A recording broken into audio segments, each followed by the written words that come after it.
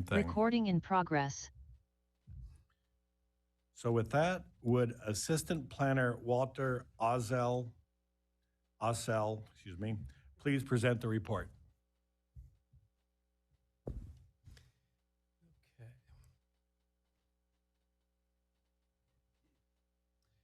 Get the screen share in the right place. All right, very good. Good evening, Chair Khan, Commissioners. The item before you is an architectural review application regarding development of the property at 841 Patricia Drive, which is considered a site due to a creek corridor that runs. The application request from Creekside.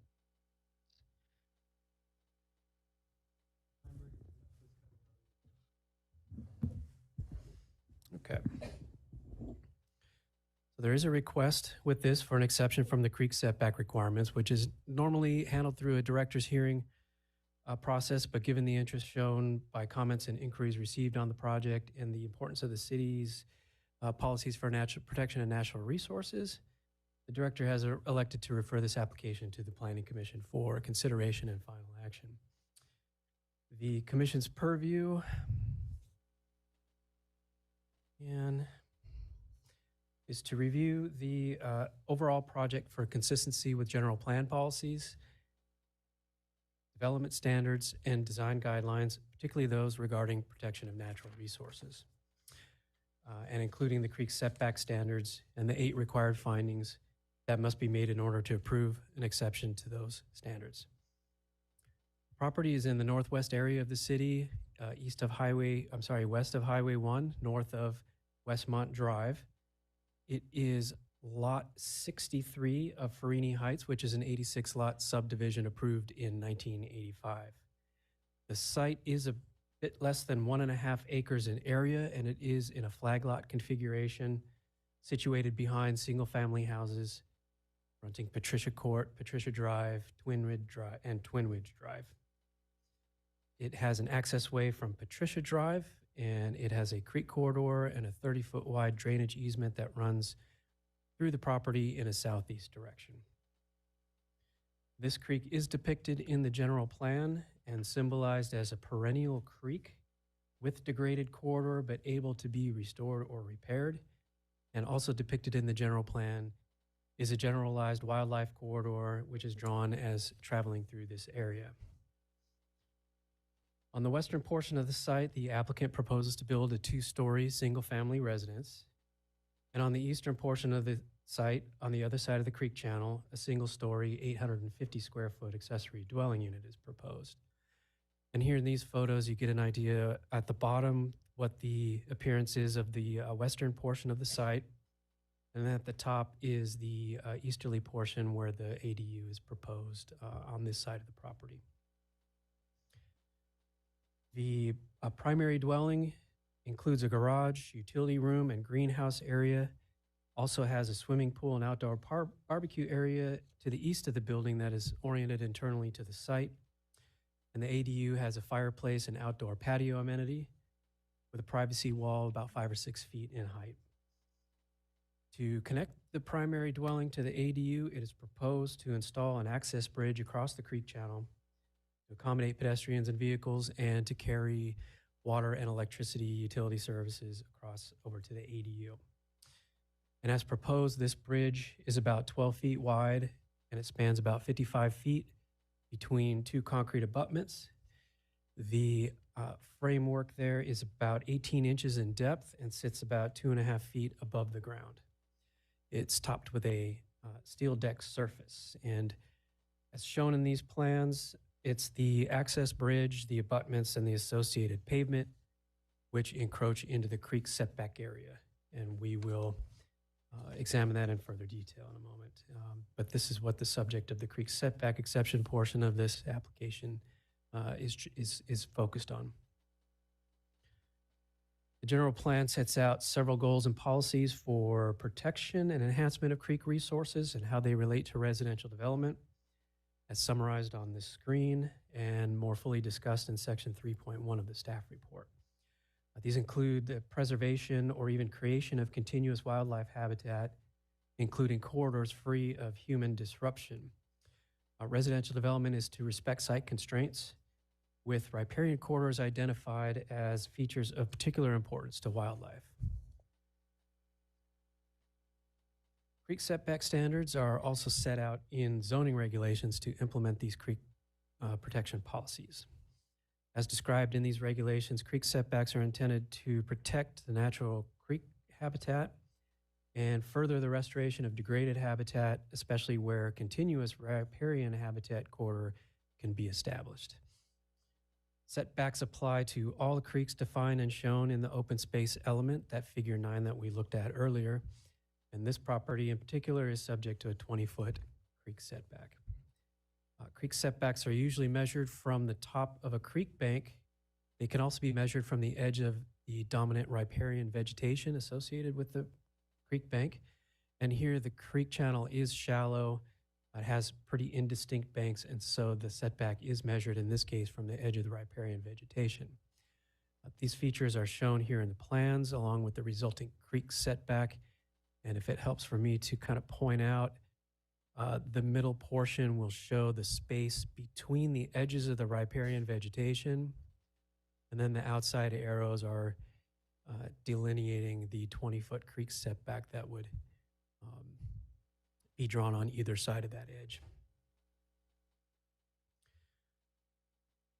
So these plans do show that the proposed ADU and dwelling buildings are situated themselves outside the setback, but that the access bridge with abutments and associated paving encroaches into the setback area. So this site plan should be a little more clear about the extent of the encroachment. This yellow area has been drawn to the edges of the creek setback lines.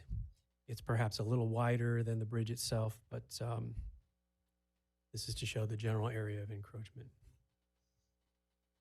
So exceptions to creek setback requirements may be considered subject to 8 required findings that are shown here.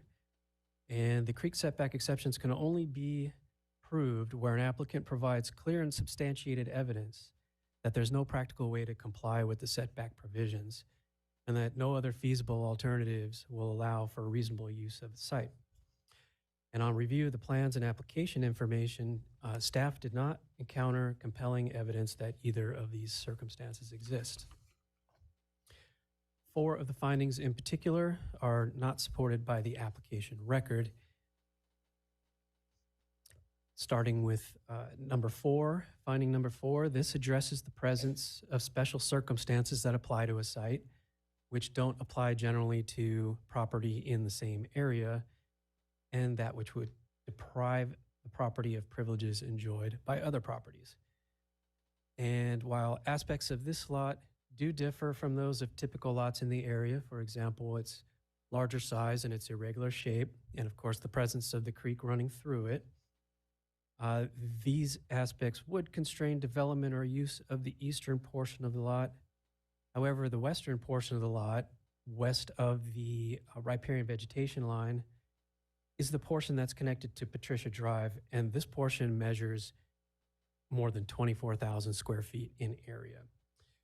That's much larger than the 10 to 15,000 square foot size typical of other lots in the vicinity, and more than 4 times larger than the 6,000 square foot minimum lot area requirement that applies in an R1 zone. Permitted land uses in this R1 zone are limited to single unit dwellings, and the physical development of these properties are subject to the same development standards, such as building setbacks, building height limits, lot coverage, and creek setback requirements. So in this respect, the property appears to be subject to substantially the same circumstances, conditions, and privileges as other property within this low-density residential zone. And neither the creek channel nor the easements on the property deprive it of the opportunity of development with a single-family dwelling or associated accessory structures in a manner enjoyed by other property in the vicinity. And no other circumstances have been identified that would deprive the owner of the ability to develop the lot in such a manner. And then moving on to finding number 7, this is concerned with whether site development can be feasibly accomplished with a redesign of the project.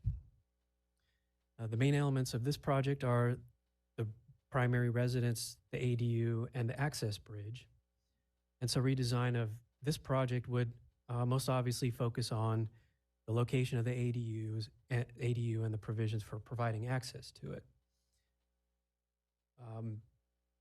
In the application materials, the applicant argues that redesign of the project by placing the ADU on the western portion of the property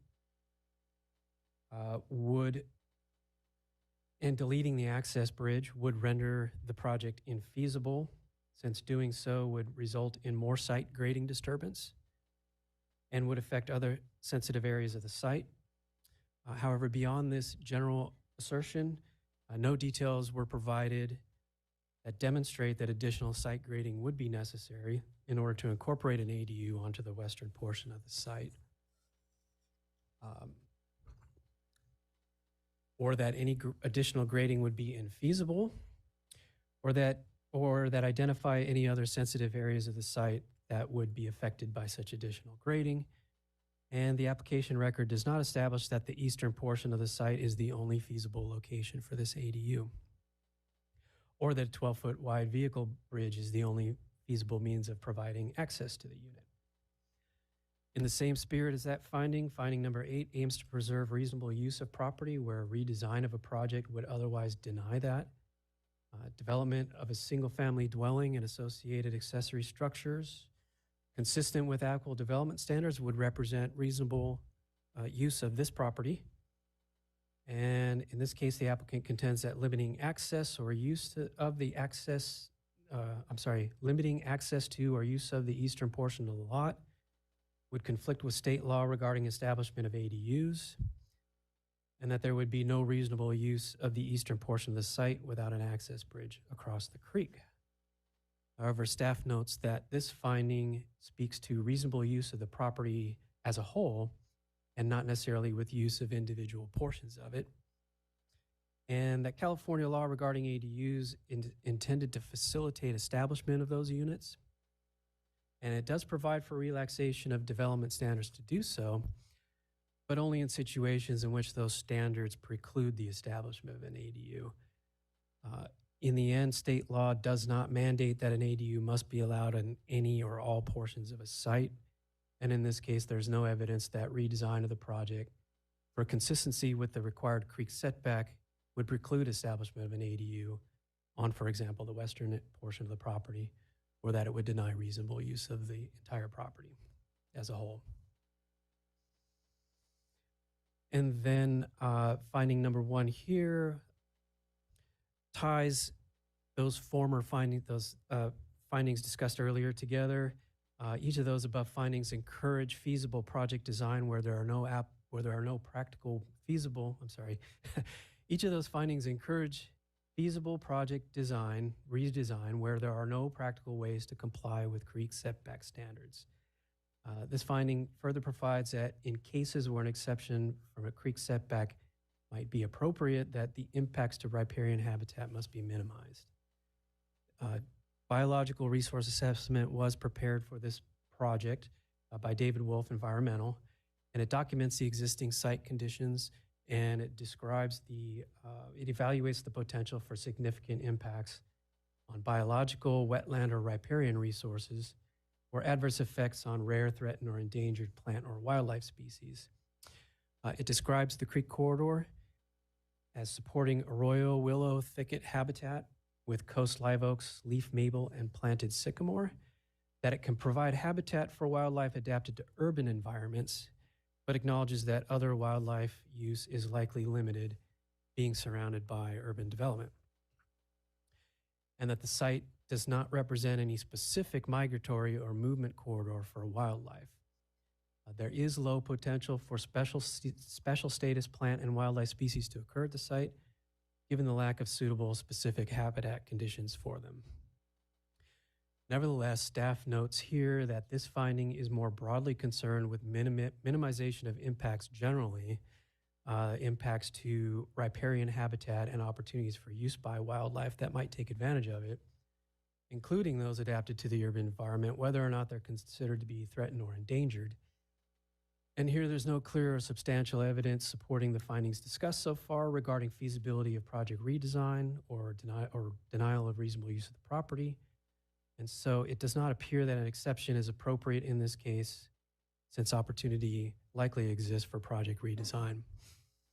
And that full implementation of the required creek setback, for example, would most completely minimize the impacts to the riparian vegetation as directed by this finding. 12-foot wide steel bridge across the creek corridor would not constitute minimal impact under this finding, as it does involve interruption of the creek corridor. It does involve removal of the existing riparian vegetation, albeit with replanting elsewhere in the corridor, and ongoing human use of the bridge by pedestrians and vehicles to cross over the creek channel between the primary dwelling and the ADU. And then also relevant to this application are community design guidelines for creekside development. And according to this guidance, no other structure, road, parking access, parking space, or paved area should be constructed within a creek setback area. And no grading or filling or removal of native vegetation shall occur. And here the proposed bridge structure, paved areas, grading and fill for the bridge abutments all appear to be inconsistent with this guidance. Staff does note that the project was reviewed for conformance to other relevant development standards and design guidelines as discussed in more detail in the staff report. The bridge does appear to be designed in a manner consistent with flood control policies. It does provide 2 feet of freeboard above the 100-year flood level. And notwithstanding the request for the creek setback exception, it's consistent with development standards for such things as lot coverage, building height limitations, building setbacks, and so forth. In architectural style and form, the proposed buildings do appear to be compatible with existing development by use of conventional residential exterior materials, roof forms, window spacing, colors, and detailing, and attention to siting, layout, and design of window orientation and outdoor areas that would minimize potential privacy impacts as described by community design guidelines for infill development. And finally, as to the environmental review conducted for this project, normally a single-family residential development at this scale would be exempt from the provisions of CEQA, the Environmental Quality Act. But this project could not be determined to be exempt from CEQA because of the site's relationship to the creek and wildlife corridor features that are mapped and depicted in the general plan. And so a CEQA initial study was conducted to evaluate the potential for significant environmental impacts. The initial study did conclude that impacts under CEQA could be reduced to a less significant level by incorporation of certain mitigation measures into the project. And so the environmental documentation, including these measures, have been provided to you as an attachment to the staff report because they would need to be considered and incorporated into any action that would approve the project. However, an action denying the project is exempt from CEQA as described in the staff report and draft resolution. And as noticed here in the slide as section 15.270 of the CEQA guidelines for projects which are disapproved. And in summary, based on the evaluation provided in the staff report and summarized in this presentation, staff is recommending that this application be denied because the required findings for the requested creek setback exception cannot be made, and thus the project is not consistent with general plan goals and policies for protection of natural resources and for residential development, or with community design guidelines for creekside development. Alternatively, the commission could continue consideration of this item with direction to staff and the applicant. Staff is not recommending this alternative because the evidence provided with the application doesn't provide a basis in support of the required findings for the creek setback exception. However, if the commission were to decide to further consider the exception request, a continuation of the item would allow an opportunity to further develop required findings and recommended conditions appropriate for any such action. So that concludes my presentation, and I thank you for your time. And I'm happy to answer any questions you may have for staff at this time. Thank you very much. Are there any questions for staff? Hi. Thank you for the presentation, very informative. A Couple of questions. So if I understand correctly, and please correct me if I didn't, it seems like the main issue with this proposal is the encroachment of the bridge into the creek and the setback. Is that correct? That's right, the need for an exception from those creek setback provisions. Right. In that case, would a longer bridge that starts and ends within the buildable area, I guess, circumvent that issue, or would we still run into the issue of not minimizing impact to resources with a 12-foot bridge that's now even longer? That would still require an exception from the creek setback requirements because you are not to have structures even crossing the creek channel either. Okay. So, So it would continue to be an issue, basically. right. Gotcha. And lastly, and I understand that this is not necessarily, maybe you might not have the answers, but I just want to throw it out there. Has there been any indication of efforts to gain access to the, I don't know what to call it, the back end of the lot through the northwest? I know the lot itself is not connected to the street on the northwest corner, but is there any attempt to maybe, or could there be an access point there that does not encroach into the creek itself? I'm not aware of any efforts in that direction. Certainly, people can buy and sell property or arrange easements and access easement and the like. How practical that is up for question, but I haven't heard of any such efforts, no. Okay, gotcha. Thank you. I'll stop there.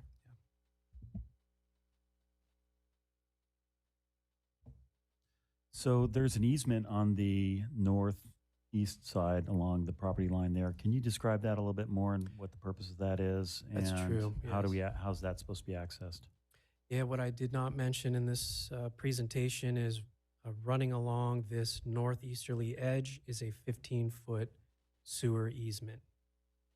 And that is shown in plans, and I'll pull those up so we can look. I think this will work. And that easement is granted by whom and to whom?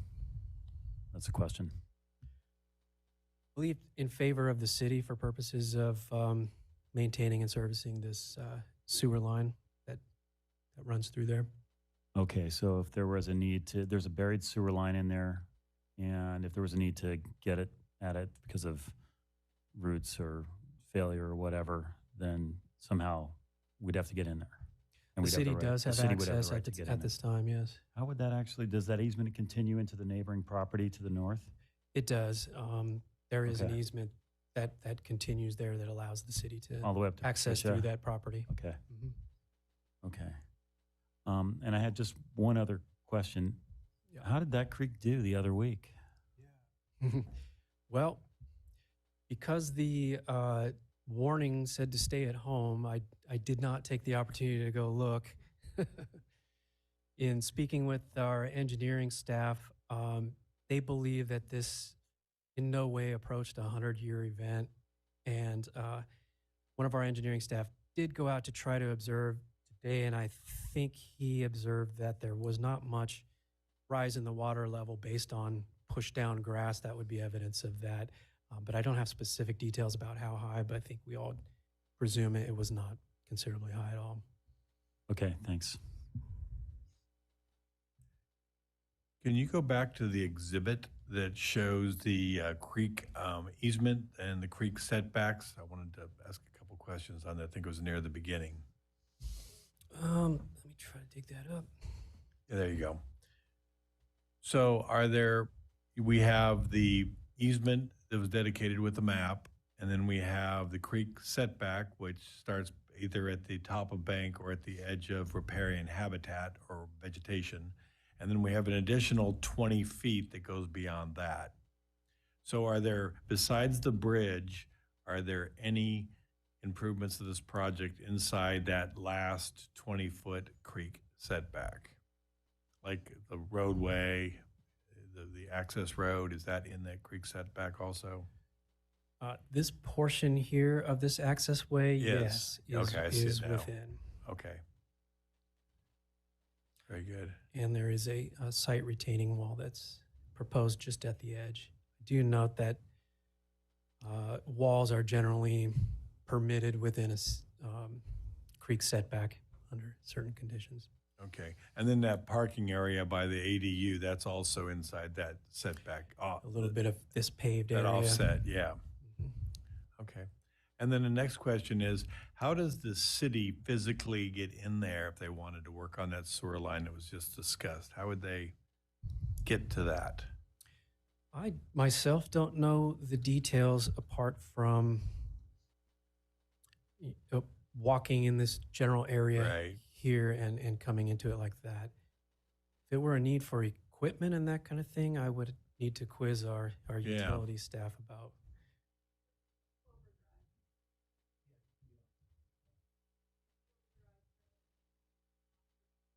Mhm. Okay. In this area?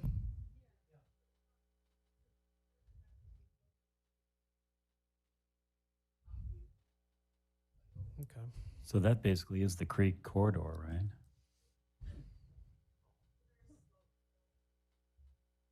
Hmm.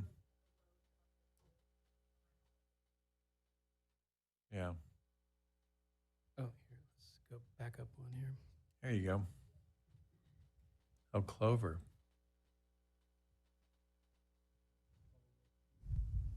But you couldn't take equipment up that creek to get. Oh, there's like a little roadway or something there? Oh. Oh, thank you. I appreciate the information. All right. Are there any other questions? Yes. So in regarding that sewer line, do we know what, is it a VC pipe, clay pipe, or is it, do we have to get in there very often? Because anywhere there's trees and those sewer pipes, that's when you get problems, right? That pipe would not be clay if it was built in the 80s. They used clay before that. It would probably be, I'm just speculating, but it'd be plastic or metal, but it wouldn't be clay. Yeah, and unless our applicant is familiar with that, I would have to check up with our utility staff to see exactly what it's made of and those details. Okay, and then I'm looking at this site plan again and the topo survey site plan.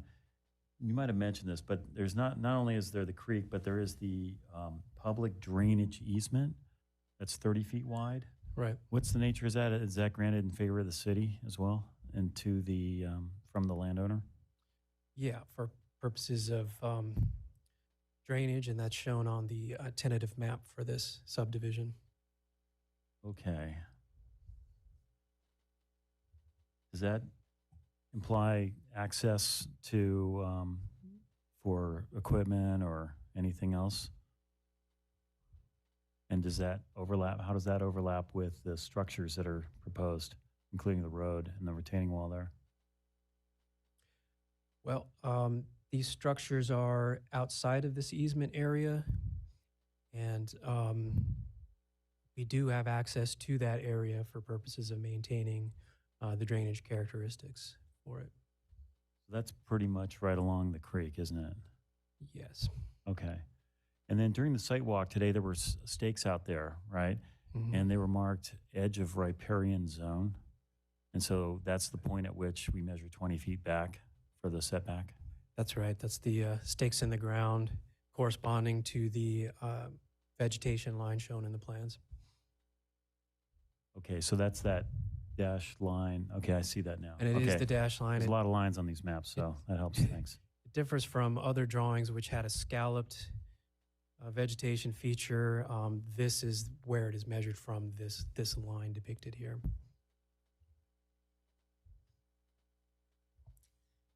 Just had a follow-up. I Yeah. believe it was Commissioner Munoz Morris's question about a hypothetical longer bridge. Mhm. Can you speak to how that would impact, I think it's section 7.1 of the Creekside Development Guidelines, which seems to allow for a path or a trail, but no other structures. Would that also still run afoul of that restriction?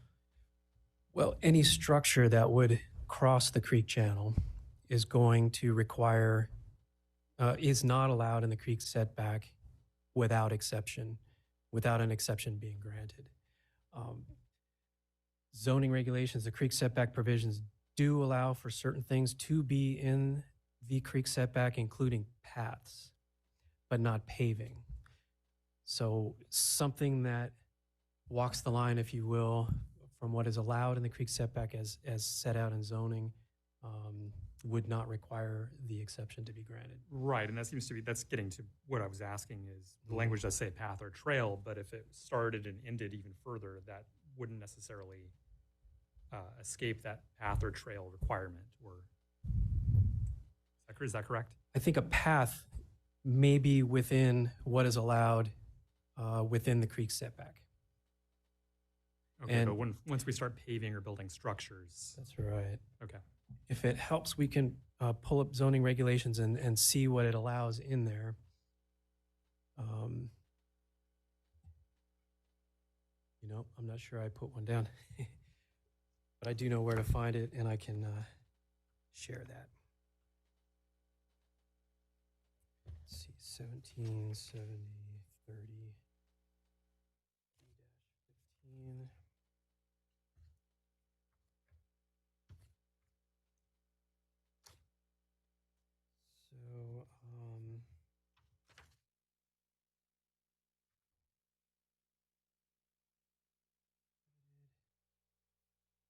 So, so subsection G2 in there talks about accessory structures and uses which may be allowed, and includes pervious walkways,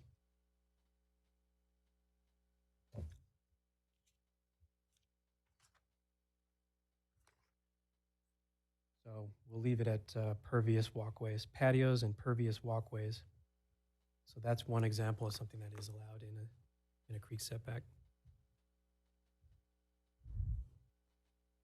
Sorry, can I just follow up and play devil's advocate a little Okay. bit? That's so, because I'm not, I don't know if I understand fully the difference between I guess, a path and a driveway, but theoretically, could the applicant put in a 12-foot wide path that's pervious and, not pave it and therefore meet the criteria that way? These are somewhat general, so it's really would depend on the details. Okay. So it would depend on how much structure are we talking about, how is the surface treated, this pervious surface? Okay. And is there any kind of other vegetation removal and so forth involved in creating that walkway? I see you want to. Yeah, just to clarify, there is a difference between what's allowed within a creek setback and what's allowed within a creek channel.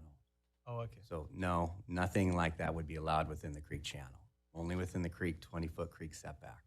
I see. So when we're talking about pervious paving, when we're talking about any of those details, it's in the setback, not the channel. Okay, so it still can't Cannot, cross. you over. cannot span it, you cannot cross it in that manner. Gotcha. Cannot extend beyond the top of the bank into the creek channel. Okay, so you can fall alongside the creek, but not over it, basically, within the setback. Okay, thank you. Okay, I just wanted to understand, like, can I just call this a path and therefore I'm good, kind of thing. All right, thank you. Can I ask another question too? So the entire driveway that's proposed to access the ADU, that's all pervious? It appears as in the way that it's drawn, but it still may be considered paving. And that's within the 20-foot setback, right? It's So- within this creek setback, yeah. Okay. Yeah, and I'm having a little hard time squaring up the edge of the riparian between the two plans. There's sheet A2 is the topo survey / site plan, and it shows the edge of riparian vegetation appears to show Mhm. straight lines. And then there's the scallop lines as well. And the next sheet, A3, I'm sorry, it's C1. That appears to show edge of riparian vegetation as the scallop lines.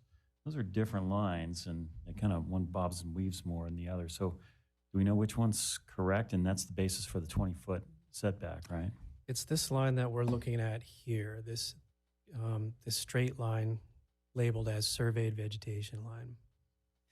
The scallop line was a generalized representation, I believe, from an aerial photo. And so conditions since that was done are different. So that doesn't truly represent the edge of the riparian vegetation. The placement of the label is a little confusing. But even on this drawing, the arrows point to the line rather than any of the scalloping. Okay. And then on the site walk, there actually were stakes out there, and I presume those represent the corners where those straight lines kind Yes. of bend. Yes. Okay, thanks. Commissioner Hopkins? Thank you. So my question is in regards to state ADU law and kind of reasonable access to an ADU. Is there any precedent for that being interpreted as vehicular access, or how is that typically interpreted? Not in our experience. In fact, the state law tells local agencies that no passageway is necessary to an ADU altogether. So, in theory, there's certainly no requirement for vehicle access to an ADU. It has no parking requirements of its own, so there would be no access or necessity for that. But there's also explicitly no requirement for any passageway to the ADU itself, strangely. Yeah, can I follow up on that? There's mention of the electric golf cart to get to the ADU, and then there's there's the 12-foot wide roadway, and that was mentioned in several of the public comments that if it's really just going to be a golf cart, then why do we have a full-size lane to get over there? Mm-hmm. So does the staff have any kind of observation on that? I guess it doesn't really matter. That much, has but- been how it's been sort of informally characterized to us. It would be on the order of a golf cart, something of that nature. We would just see it as anything that this bridge is designed to support is what would be intended for it. So So there'd be not- nothing to prevent full-size vehicles to drive over it. Other than yeah, load limits. I am not an engineer, so I don't know if this would hold, for example, a Mini Cooper or something like that, but it looks like it could. Okay. But that is not how it's been described so far. But it's a fair question. Vice Chair Hopkins.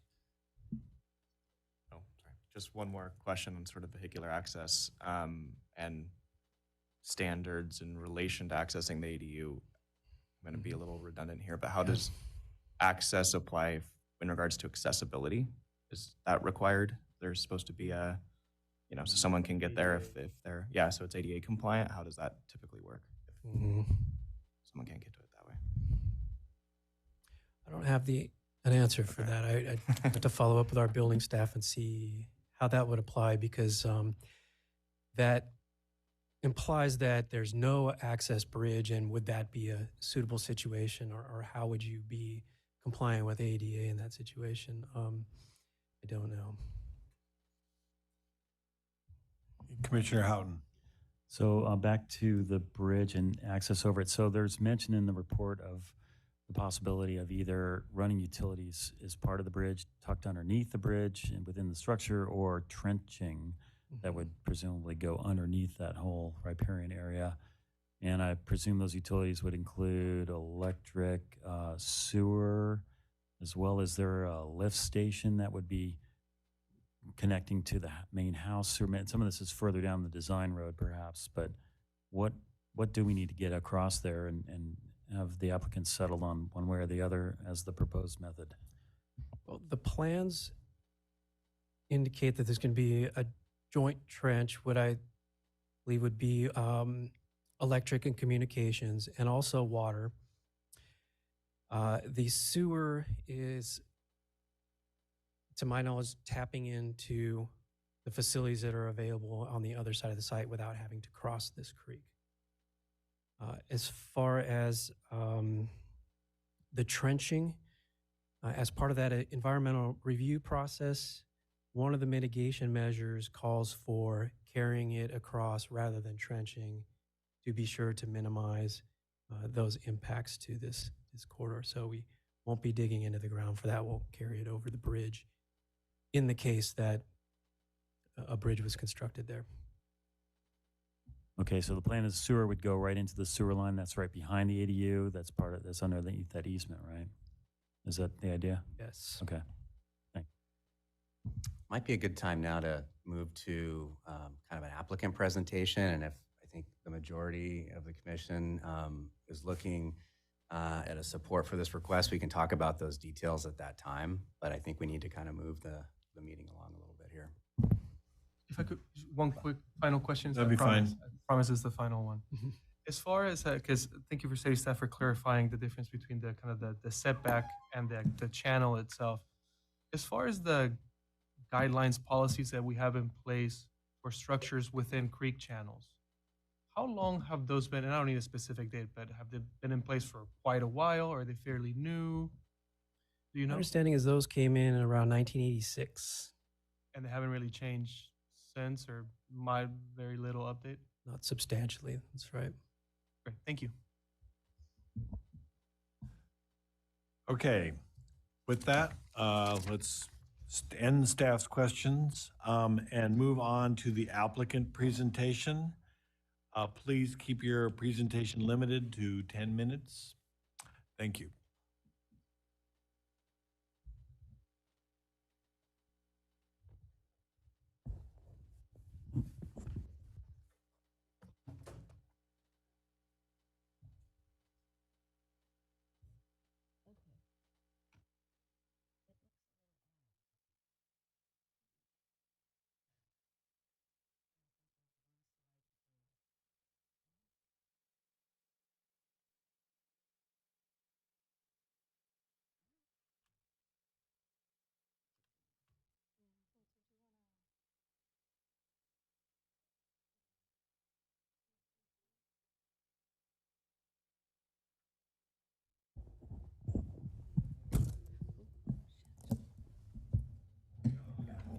Now I just broke it. Where did you break it? I don't know.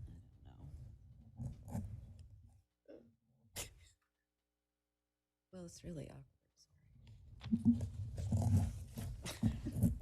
Sorry. Sorry, I didn't mean to break the equipment tonight, honestly. Let's see. Good evening, Chair Khan and members of the commission. I am Carol Florence. I'm a principal planner with Oasis Associates, and I appreciate the opportunity to address you this evening on behalf of the applicants, Eric and Julie Michaels, who were working and living in Moscow until the invasion of Ukraine, and recently were required to relocate to London, and hopefully will soon be returning to San Luis Obispo. But I am pleased that they are here with me this evening. I know, but I can't. Yeah, thanks. I'm also accompanied by the project architect, Heriberto Herrera, as well as the project ecologist, David Wolf. David would like to say a few words when I'm done with my presentation, and then I'll just make a closing statement and address any of the comments from the commission. This evening, I'm actually respectfully requesting, that you do not adopt the resolution as written and instead provide staff with direction to provide a resolution to approve the single-family residence, the ADU, the initial study mitigated negative declaration, which I will continue to say MND because I don't want to say 3 words, and make the findings for the creek setback exception based upon the facts and not staff's interpretation of the city goals policies. I want to thank you in advance for your indulgence, and let me explain that, please. Since many of the commissioners don't know my firm or the design team members, it's important to communicate that we individually have over 3 decades of working specifically in the city of San Luis Obispo. As a planner, our firm has been facilitating permits for many of the projects that make up our urban fabric today. De Tolosa Ranch, Hotel Cerro, Broad Street Mixed Use, the remodel of University Square, Four Creeks EIR, and the related projects with that, and currently Avila Ranch. I suppose my point is that as professionals, we practice with integrity. We're committed to our profession and our areas of expertise. We strive to balance our clients' goals and objectives with a strong technical and environmental sensibility, and we well understand the city's regulations and requirements. Needless to say, after 2 years processing this project, working both with city staff and the third-party environmental consultant to establish the creek setback and many of the project details, we are at once frustrated and dismayed by staff's recommendation to deny the project. Specifically and clearly, the environmental document states, and I quote, "While the proposed project could have a significant effect on the environment, there will not be a significant effect in this case because revisions in the project have been made by or agreed to by the project proponent. A mitigated neg deck will be prepared." I also find it quite curious that in July of last year, the applicants were asked to sign the city's applicant acceptance of mitigation measures document, which is required by state law. At the time, they provided no indication to us of their future recommendation. Interestingly, in the preamble of that document, it includes a notification of the city's intention to adopt the mitigated negative declaration and mitigation measures. And therefore, I feel given this information, there is no legitimate justification for staff's recommendation. By way of background, you've seen this slide. It's truly a residential infill project. Again, the last lot to be developed in Tract 1182, circa 1984-85. In context, again, the project is surrounded by residential development, essentially homes on all sides. And yes, there has a blue line drainage that emanates from Bishop's Peak through 2 culverts under Patricia Drive.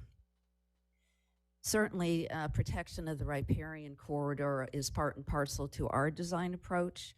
The property is zoned single-family residential with no limitations as to the full use of the property. I suppose, had this been a candidate for rezoning to conservation open space, it would have occurred during the approval of the subdivision, and perhaps even subsequently, had it risen to that level of importance, it would have prompted a change during the many revisions to the general plan land use element. But that is not the case here. This next slide, here we go, as a perspective again of the site and context of the neighborhood, depicting the location of the corridor and the proposed creek crossing. And those photos to the left are looking west, basically, where we are hoping to place the span bridge. This next slide is a similar representation, but again in plan view, and I apologize that you're right, there are many lines on the plan, but we hope to simplify this, where the creek setback is in green, the 30-foot drainage easement in orange, and you can see the center line we're calling of the creek, but really if you've seen the creek in this area, it's really braided. It's not in one channel by any means. So there are also the bridge design considerations.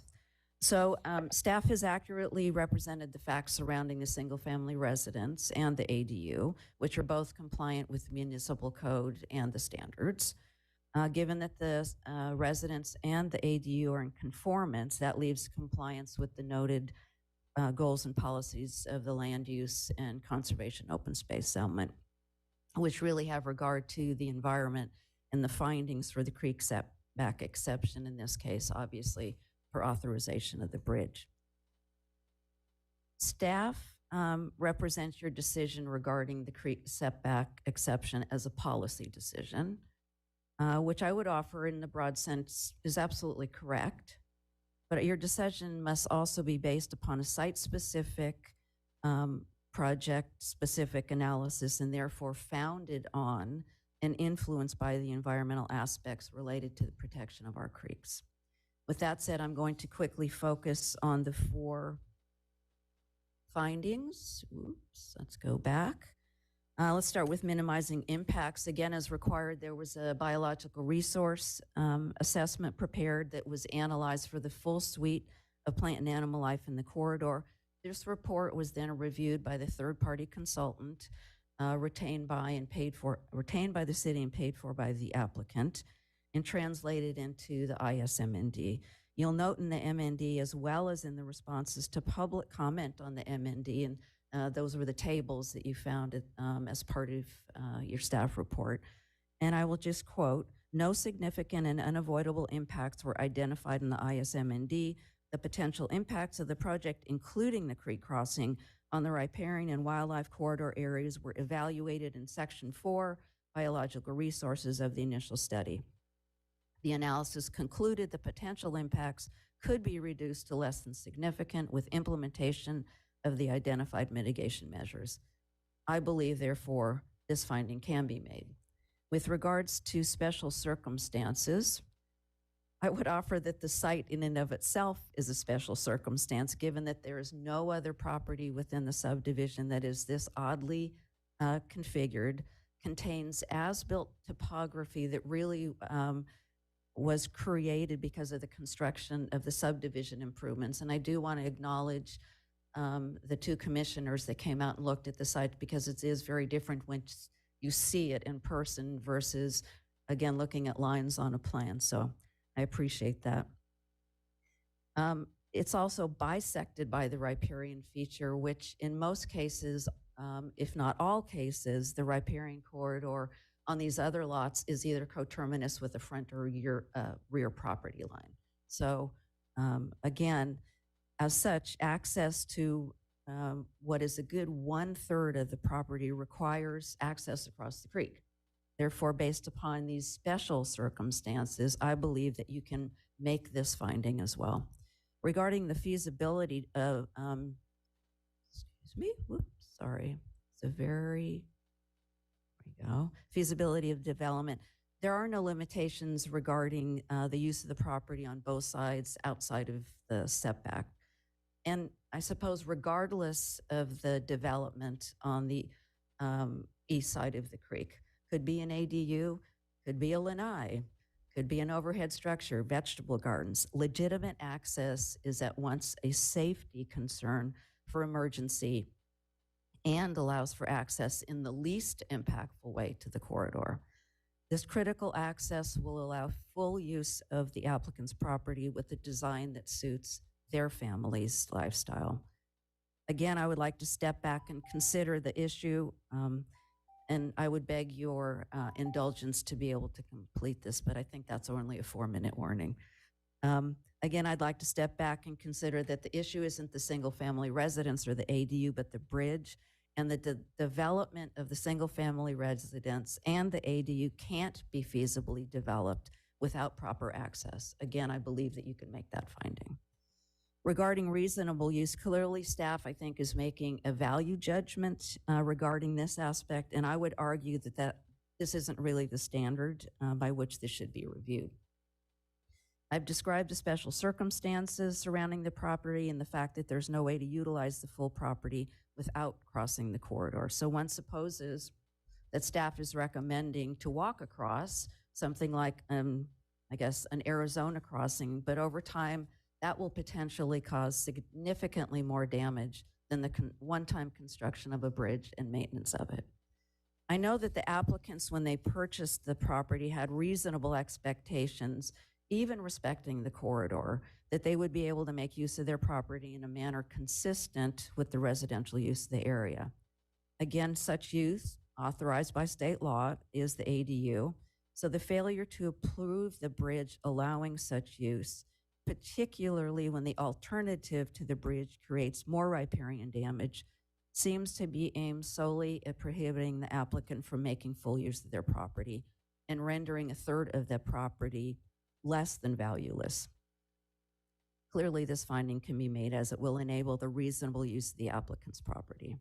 Regarding the design guidelines, both, and I find this interesting, both the community design guidelines and the open space element are interestingly silent regarding bridges and seem to speak solely to paths or trails within the setback. But nonetheless, the open space element does speak generally to features which would normally be outside the creek setback, can be permitted to allow reasonable development consistent with the open space element.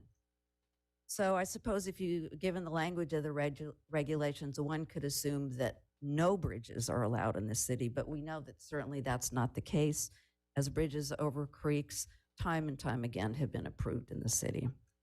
And finally, and I hope this provides a little more information and gives you more reason to say yes to our creek setback exception request. It's common practice to allow creek setback exceptions for bridges, but the approval doesn't stop at the city's jurisdiction. That's, if you will, the first stop and the use of that environmental document. Conditions of approval typically ask that you confirm that either you need no permit from other agencies or that you show proof of a permit from agencies such as Army Corps, U.S. and California Fish and Wildlife Service, as well as the Water Board. So essentially, if the agencies are satisfied with the design and mitigation measures, they will issue permits, and they have been issuing permits time and time again for bridges across creeks. With that said, I'm going to turn this quickly over to David Wolf, our ecologist, because I do want him to speak directly to what I believe are the underpinnings of your ability to accept our creek setback exception request. And if I could just ask before close of hearing that we be allowed to address any of the public's comments for the sake of accuracy, or address any of the commission's comments, I would appreciate that.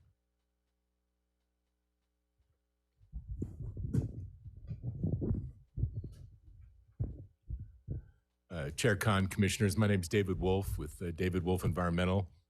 I've been a consulting ecologist for over 30 years, running my own companies and working for other environmental consulting firms. I'm a professional wetland scientist. I have been involved in the leadership of the Association of Environmental Professionals as chapter director and chapter president for over 20 years. I served on the Sacramento Urban Creeks Council and chaired the annual Creek Cleanup Day for 3 years. And typically when I'm requested to attend these hearings, it's usually, well, if there's any questions. And commonly I just sit there and I'm never called on. But in this case, you know, it's all about the creek, and staff has placed a lot of emphasis on the creek and a lot of emphasis on the work that I did supporting the environmental review for this. So they've asked me to speak, and I do have an end to this, so I appreciate your indulgence here. You know, Carol alluded to this. I've conducted biological resources technical studies for city projects that involved bridges over creeks, you know, well after it was a good question on, you know, when were these, the code promulgated, and it's been on there for a long time. So you've probably all driven on Sacramento Drive. Well, not too long ago, the Four Creek connected Sacramento Drive, the two dead ends. And those bridges crossed the creek. That particular development more recently is called Twin Creeks. The final phases included 2 road bridges across creeks and 2 pedestrian bridges. And, you know, the proposed project bridge is a fairly, you know, modest, low-profile structure for this project. Those bridges were con-span bridges, you know, giant pits in the creek, 40-foot-long caissons, 18 40-foot-long caissons, 18 inches in diameter, drilled into the creek bed. I mean, if you want to talk about creek impacts for building bridges, well, go take a look at those. I permitted those projects through the regulatory agencies along Meadow Creek, Bridge Street, 2 bridges there, one to actually access the property. Again, a huge pit in the creek to put the con-span bridge structures in. And the city approved Damon Garcia Sports Complex. The city approved that project and built it. We permitted realigning Orchid Creek, so it wasn't just a minimal thing. We made the creek somewhere else and put bridges in so that you could get reasonable use of that site to build the sports complex.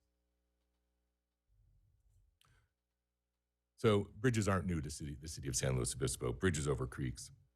All my work is subject to third-party peer review, as it is the case here with the city's CEQA consultants. Reports are reviewed and refined and then appended to the CEQA document. And the CEQA document is based on existing conditions, and the analysis of the effects is based on the change over existing conditions. It's about facts and not fabrication.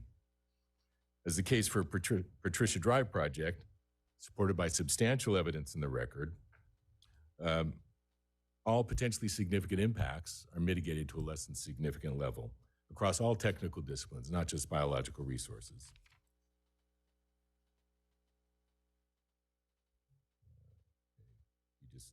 click to advance here.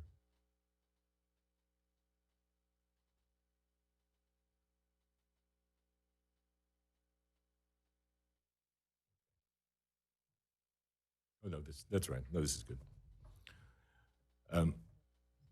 Yeah.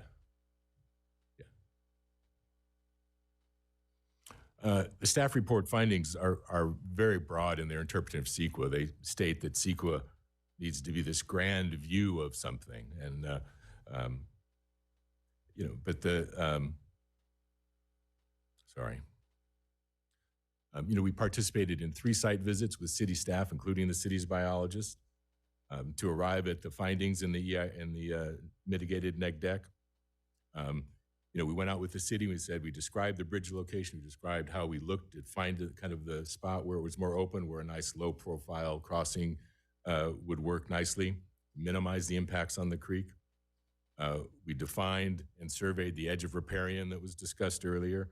We helped clarify what top of bank is versus edge of riparian with city staff, all affirmed by the city biologist. We defined the jurisdictional limits of waters of the U.S.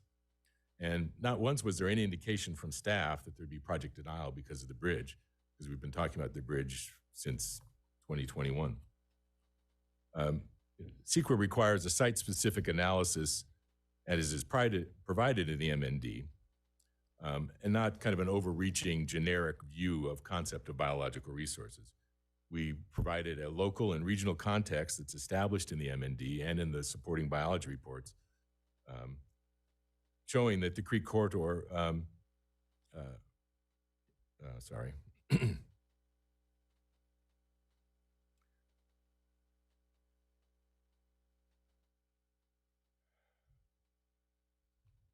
Anyway, we provided a site-specific analysis into the neg deck, showing that one, it's surrounded by development. We've talked about that. You can see it. The human intrusion in the creeks is all around. The creek is one human intrusion. It comes from a culvert. It's surrounded by development. 2 blocks downstream, it goes underground. There's the access they were talking about for the sewer is a bridge across the creek. So it's surrounded by human intrusion. And this one low-profile bridge is adequately analyzed in the MND is a less than significant impact. The use of the creek setback does provide a grassland habitat buffer to the willow riparian, and it allows for wildlife habitation, rest, and movement through the entire protected corridor. Staff seems to think that putting this low-profile bridge would inhibit that, and in fact, there's plenty of opportunity with the low-profile bridge on footings above the creek, no creek bed impacts for wildlife and aquatic life movement across the stream unencumbered, as well as 4-footed wildlife clamoring around in the corridor there. And that 20-foot buffer allows for that.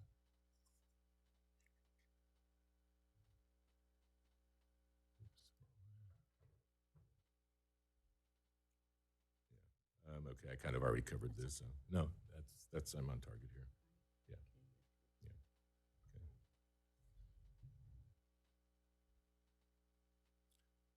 So, based on the CEQA standard of substantial evidence in the record, all impacts evaluated are mitigated to a less than significant level based on the peer-reviewed work from the CEQA consultant.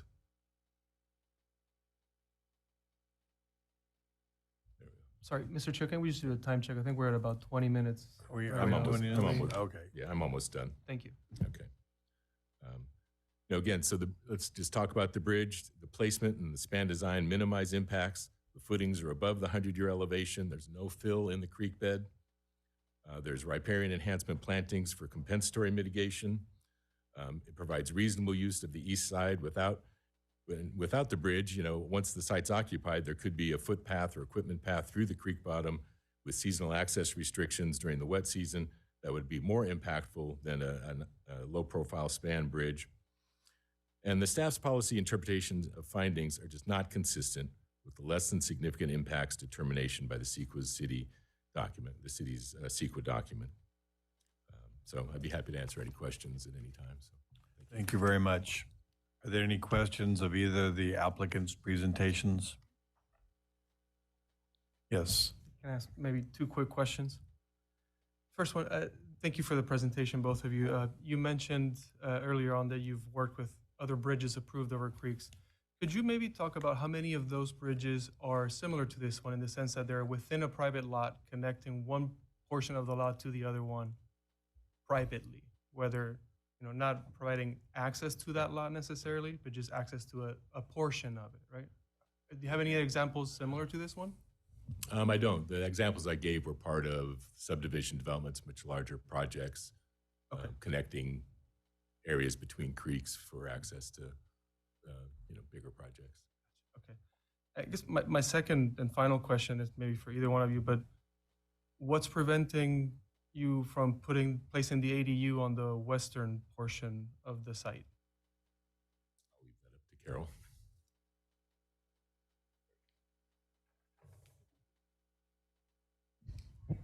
I think that would best be addressed by our project architect, Heriberto Herrera, who made quite a few iterations of this, and he'll just speak briefly to it because the one thing, and I apologize, I really don't want to do this evening, is have a design charrette.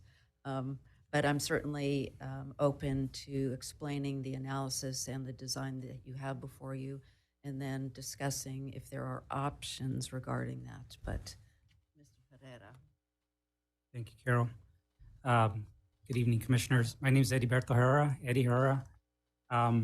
Just a brief little summary about who I am. I've been practicing architecture here in San Luis Obispo, graduate of Cal Poly, and now have a business there in Atascadero, but do a lot of work locally for probably the last 23 plus years. So we'll get into kind of your question about why not in another location directly.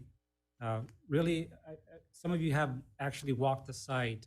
When I first got introduced to the project about 2 years ago, it's a very different perspective walking the site and navigating through an aerial topography and even looking at the contours for themselves, because you really don't get a sense of vantage points, grading abundances near existing other residences and the like. So walking the site really kind of helped cultivate the location in itself. One of the first images that we have actually in the presentation is defining the allowable building envelope.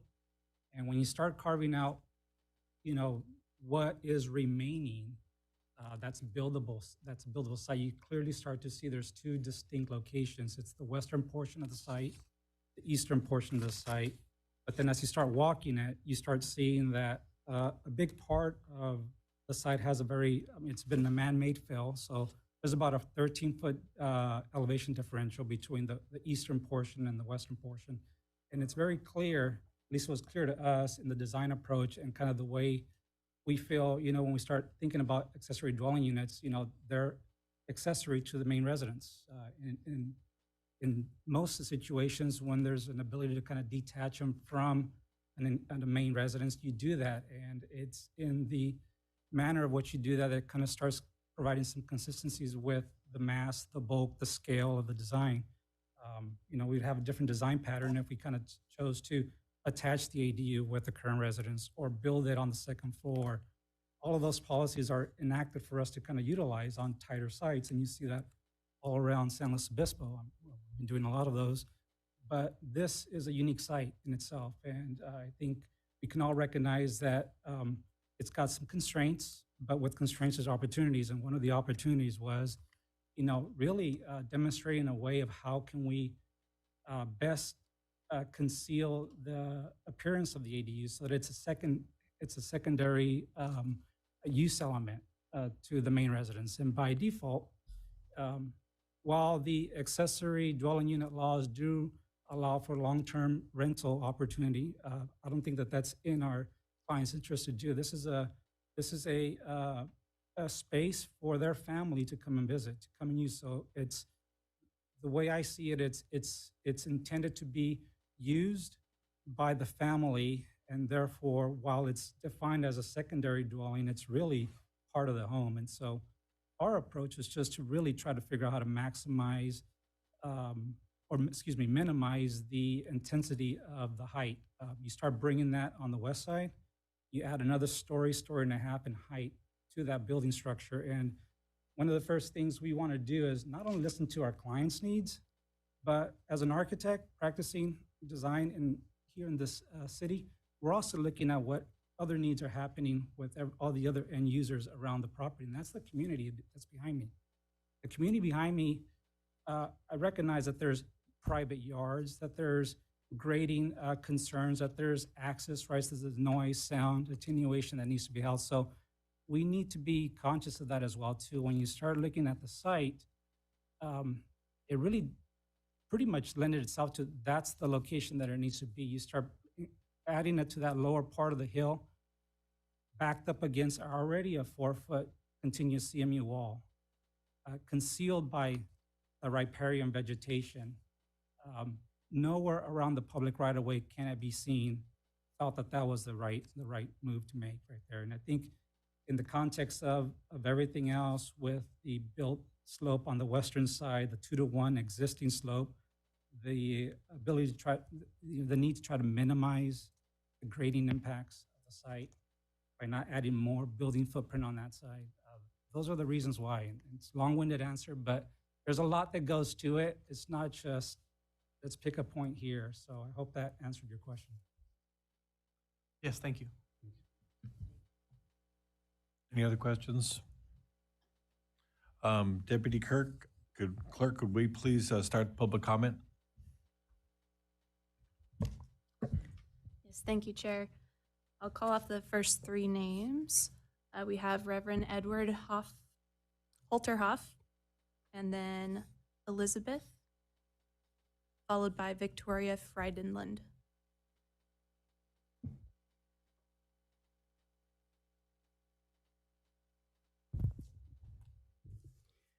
I have it here someplace. Keep it short for your sake.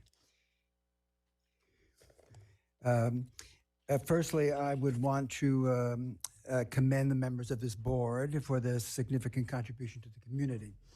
I think often people just take you for granted, but I certainly would not take you for granted. A very long time ago back east, I served as an elected official on a local school board, so I appreciate the time and effort your work entails, all the 3-minute talks you have to hear, the homework. And I also am impressed by your competence, your ability to listen, ask seek insight, further information. So I'm really very impressed with how you are functioning. So thank you for your service to the city of San Luis Obispo. Secondly, I think this topic is more about bridge over troubled waters, if I had to pick a song for it. And so how to approach this, I don't have your technical skills or ability, but I'm sure Tyler would appreciate my general impression of how to do life and how to do religion. And my seminary professors in Rome taught me a very important truth, which I have always tried to guide my life and my ministry. People are always the first priority. And I believe that this should be the premise of all public service. Lots of problems would be avoided if this was the starting point and aim of all policy and determination. Even the law is the servant of the people. Religion, my business, but perhaps all of our business, must be a servant of the people. And I have spent my entire life as a priest functioning in this way. And I believe it has to be the whole motive, and it has been the whole motive of my preaching and my ministry. NIMBY, of course, is never a valid reasoning, except maybe for people who want to live in Montecito or Hollywood. We all live in neighborhoods. And so to me, the question is not so much the size or design of the house or the color or its interior decorations, or maybe even the grounds, but the people who are going to live there. Because it is people who make up the neighborhood. Eric and Julie Michaels are exceptional persons. I have known them for 25 years. I have celebrated sacraments for their children, visited them, and is that me? Oh, thank you. And watched their family grow. They're well-educated persons with an international perspective and down-to-earth attitudes who would make wonderful neighbors. They would quickly become popular because they are fascinating, wonderful people. Personally, I am thrilled that Julie and Eric are returning home. Julie's father was an attorney who defended at-risk youth, and her mother was a public health nurse here in the county of San Luis Obispo.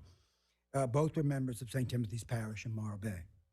I recommend, therefore, that the board approve their application and do a favor for the neighborhood they plan on living. Thank you. Next speaker is Elizabeth. Hello, my name is Elizabeth. I used to live in the neighborhood and currently I live in Atascadero, so I'm slightly of an outside perspective. I wanted to thank the city for the extremely thorough presentation and also just how well it was prepared and how easy it was to understand the exact laws and what we're here talking about. A few notes that I had that I wanted to make sure the Planning Commission is aware of or keeping in mind when they make their decision. I know a statement was made about no other site is as oddly shaped in the neighborhood. Also, no other site is as large. I believe Walter had a very lovely description of all of the properties right around it and the square footage that they had and how this site was quite a bit larger. I wanted to also note that there's nothing, I don't know. There's been a lot of frilly words. It would be lovely to have them as neighbors. And I want them as neighbors. I want people to move to San Luis Obispo. I like nice people. I like it that we all get along. That doesn't mean we should build over ecological resources and go against any sort of city ordinance that was put there for a reason. If we want to change the city ordinance, great, let's go that way. But it's in a plan for a reason, and I don't think an exception for one family is necessary. Is a 24,000 square foot lot, if I believe I heard that. That seems like plenty of space. And then I was confused by the, we wanted to put the ADA on the other side over the bank because it helped hide it visually so that it was separated from the house. We didn't attach it to the house because I wanted it to be separated, and that's what's recommended often in the state for ADUs. However, they're not planning on renting it out, and they wanted to pull on the heartstrings by saying it's going to be for family. If it's going to be for family, why can't it be right next to the family? I'm just trying to understand the picture and want to make sure that we're focusing on the truth and the laws. Also, I believe it was mentioned that walls are standard exceptions for creek setback. That doesn't sound like a good idea. I don't like it. Just because it happened in the past, I don't think we should necessarily do that again. And then, am I correct in understanding that the ADU is going to go on top of the sewer easement location? No, it's next to, so it fits there. Okay, so it's a long, skinny ADU. Cool, that solves that one. Let's see. ADU, should they hide sewer easement? You solved that, perfect. Just because there are other bridges in the city that go over creeks doesn't mean we should keep doing it. Maybe it was a bad idea then. Should we keep doing a bad idea? I think that's pretty much it. Ooh, 16 seconds, awesome. This is exciting. I like coming to planning commissions. I like how open it is. Thank you guys so much. This has been a blast. Have a good night. Victoria Frydenlund. Good evening to the Planning Commission. I just want to thank you for giving me the opportunity to speak at this hearing. My name is Victoria Frydenlund, and my home is located at 235 Twin Ridge Drive, and my property backs up to the eastern portion of 841 Patricia. We've owned our home for almost 9 years. My husband, Daniel Alvarez, and I previously communicated to city staff about the proposed development at 841 Patricia, providing our comments and concerns about the impact of the development to the Twin Ridge Creek and the wildlife corridor along the creek. The staff report assessing the application for 841 is very well justified in reasoning why the application should be denied. No exceptions to the city's standards for preserving the integrity of creeks and wildlife corridors should be granted. We really appreciate the diligence of the city staff in their review and assessment of the application. According to the city's municipal code, creeks in their corridors are to be preserved as open space, and creek corridors are to be maintained in essentially a natural state to protect their community's water quality, wildlife diversity, and aesthetic value. We have observed many types of wildlife traversing the creek, including deer and their young, rabbits, wild turkeys, raptors, vultures, blue jays, other birds, and bats. Preserving the creek and wildlife corridor enables protection and resources for wildlife survival. The construction of the vehicle bridge, driveways, retaining walls within and across the creek and wildlife corridor would damage this precious resource for wildlife. The bridge could create a potential flood hazard to neighboring homes should the creek's flow be blocked due to debris that is trapped under the bridge. Denial of the application, including the exceptions, is the right path forward. Allowing the proposed development would set a terrible precedent. We agree with the city staff report that there is sufficient development area to build a house, ADU, and accessory structures on the western portion of the parcel. We do not object to reasonable development consistent with the size and scale of neighboring homes. Therefore, Daniel and I ask the Planning Commission to adopt the draft resolution denying the application for 841 Patricia Drive. Thank you. Next three speakers are Kathy App-Roberts, Jim App-Roberts, and then Judd Clark.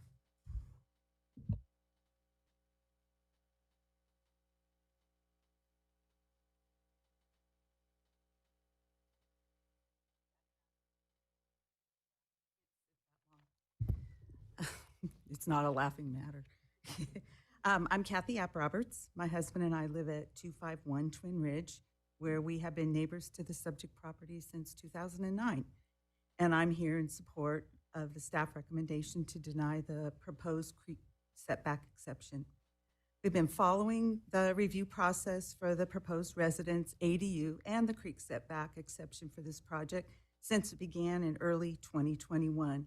And I feel strongly that the proposed project is inconsistent with our neighborhood, the sensitive creek environment, and our city policies. I'm extremely concerned about ensuring the continued protection of the wildlife corridor that is located on the property at 841 Patricia. The corridor provides habitat for many animal species, trees, and plant communities, which had been free from human disruption. It also provides an important sheltered corridor that allows wildlife to move between habitats and our open space areas. The city's zoning regulation clearly establishes the purpose of creek setbacks. First, the setbacks are intended to protect scenic resources, water quality, and natural creekside habitat, including opportunities for wildlife habitation, rest, and movement. I know you've heard it before, but it bears repeating. The second stated purpose is the restoration of damaged or degraded habitat, especially where a continuous riparian habitat corridor can be established. In the 14 years that we have lived adjacent to the corridor and Twin Ridge Creek, not a drainage, a creek, it says so on the map, we, along with our neighbors, have benefited from its natural beauty. Preserving the creek by denying the setback exception request will respect the creek's vegetation and the wildlife. Approving the setback exception would be a significant detrimental impact to the environment. Thank you for the opportunity to share my concerns regarding this matter. And again, I support the staff recommendation and the proposed resolution and hope that you will vote for denial of this matter. Thank you. Okay. Jim App-Roberts. Good evening. Hello, my name is Jim App-Roberts. My wife Kathy and I live at 251 Twin Ridge. We have been neighbors to the subject property for 14 years. I strongly support the staff recommendation of denial for the proposed creek setback exception. We have been following the review process since it began in 2021. We have written several times to the Planning Division with requests for information and to comment on how we saw the proposed project as inconsistent with our neighborhood, the sensitive creek environment, and city policies. Staff response has been helpful to our understanding of the process. The fundamental problem with the proposed project is the bridge to cross the creek and the landing of each end's abutments past the top of bank and within the creek itself. The inconsistency with city policies as outlined in the general plan and the conservation and open space element are obvious and well described in the staff report. Approval of a creek setback exception requires that all 8 findings outlined in the zoning code be met. The following 5 findings are clearly not met. Number 1, minimizing impact should mean that there is no development in the creek itself. The location and design of the proposed bridge builds into and all the way through the 20-foot creek setback and does not minimize impacts to scenic resources. Number 4, there are no circumstances applying to this site, such as size, shape, or topography, that would deprive the property privileges enjoyed by other property in the vicinity of the same zoning. Number 5, approving the creek setback exception would constitute a grant of special privilege. A creek setback exception would be inconsistent with limitation upon the other properties in the neighborhood, such as where the creek continues parallel to nearby homes that respect the creek's setback. Number 7, site development can be feasibly accomplished within a redesign of the project. There is approximately 24,000 square feet of lot area available to work with apart from the creek and apart from the eastern portion of the lot, more than enough to support the roughly 6,000 square feet of residential development proposed. Number 8, redesign of the project would not deny the property owners reasonable use of the property, given comparable development scale in the neighborhood.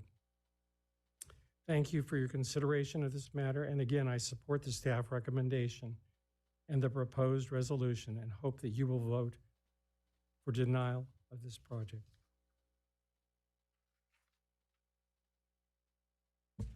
Next up is Judd Clark.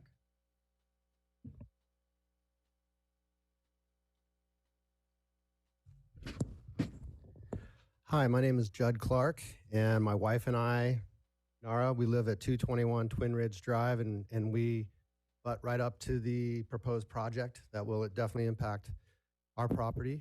I'm a swim coach, and my specialty is water. And even though I coach people and I get them through the water, our big concern is the water. And with these last storms at our house, we got 8.25 inches of rain in that big Monday, Tuesday event at our house. We were stuck in Cayucas. We couldn't get home. But when we got home, we checked out the creek behind us, and it was raging. And was it flooding? It wasn't flooding over, but it was like a marsh throughout that whole area in the setback. So my concern is water, and we have seen it. We've witnessed it a few years ago where there was some debris that got caught in the culvert into the creek, and the whole back area did flood. So my concern is rain when it's coming. It seems like it's coming in greater volumes and more. Quite honestly, if it was my property, I would feel uncomfortable with the flooding aspect, the water aspect. So I feel very strongly about that because we've seen it. We've been there for 20 years. I'm in agreement with the city staff recommendation to deny the application for exception for the bridge and the ADU unit. I really feel like when a project is brought up to the city, that everything about it really should consider what's already in the established neighborhood. And I think if this was approved, it would be an anomaly to what's already there. And I have no doubt that the Andrews, that you're good people. But our neighbors that are over here are good people too. And I think that would just be starting things off on the wrong foot, approving a project like this. Thank you. Next speaker is Donnie V, then Susan Farrington, and Robert Schroeder. Appreciate also your service, and thank you for being here and your service to the community, particularly those of you are asking great questions, and those of you who get a chance to go by and check out the basically the land and what's being considered here.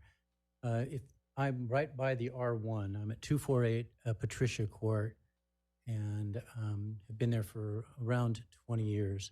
I also am strongly supportive of what the city's recommended.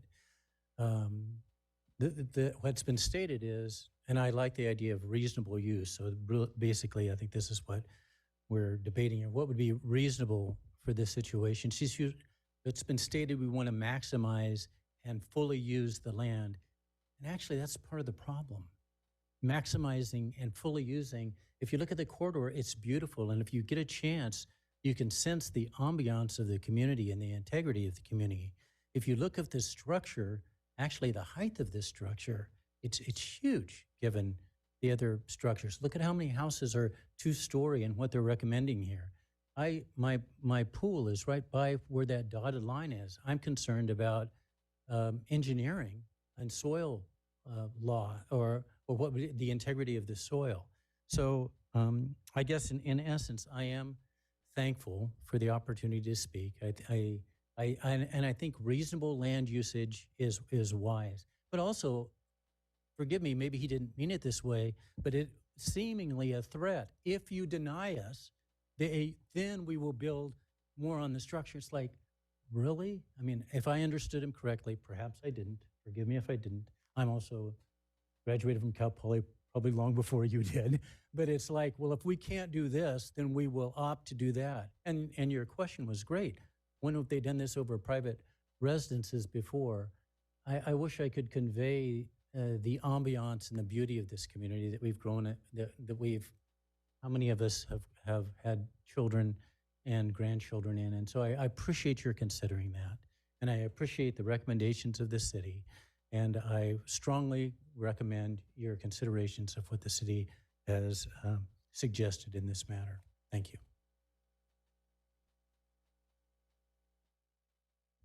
Susan Farrington.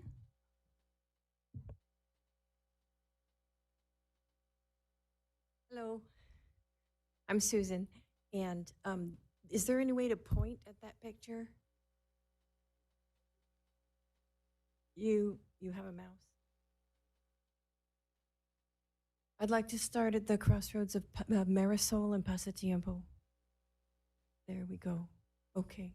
Now take the pointer down the access between the two houses on Pasatiempo. There we go. And there we go. Okay.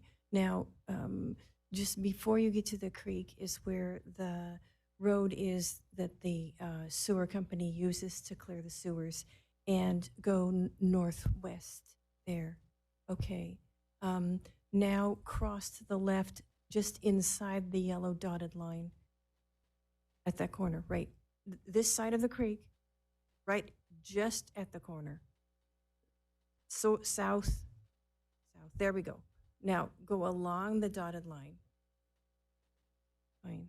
And now out toward the corner. This mouse will let me have a little arrow there. Okay, I don't know if anyone can see this. You can see that? You can see it? Okay.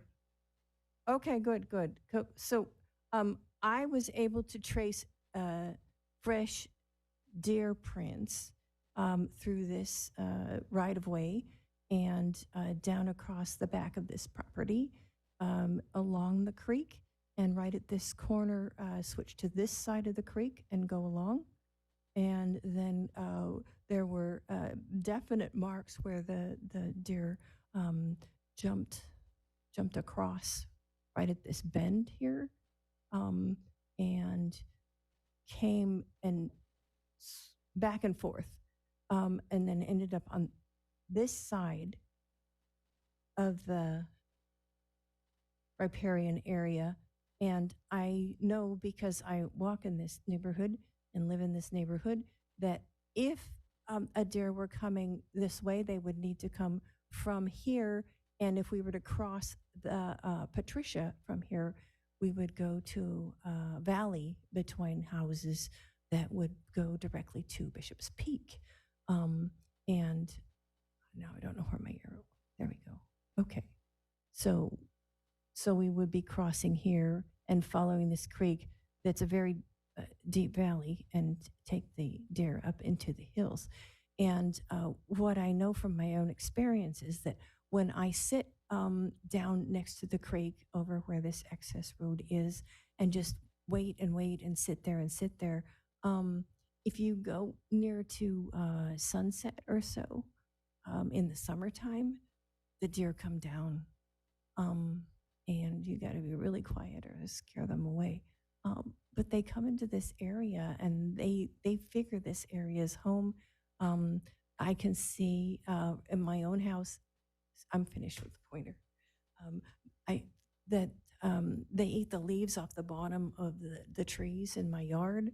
And they clip clop across stones and rocks and the street. And they're just such peaceful creatures. I wouldn't want to put anything that could keep them from going along this creek and getting to where they're used to going. I find footprints all the time. I just wanted to tell you that after the rain, there were fresh prints, and it moved me, and I would hate to lose that. So that's just my personal experience. Thank you. The last speaker will be Robert Schroeder.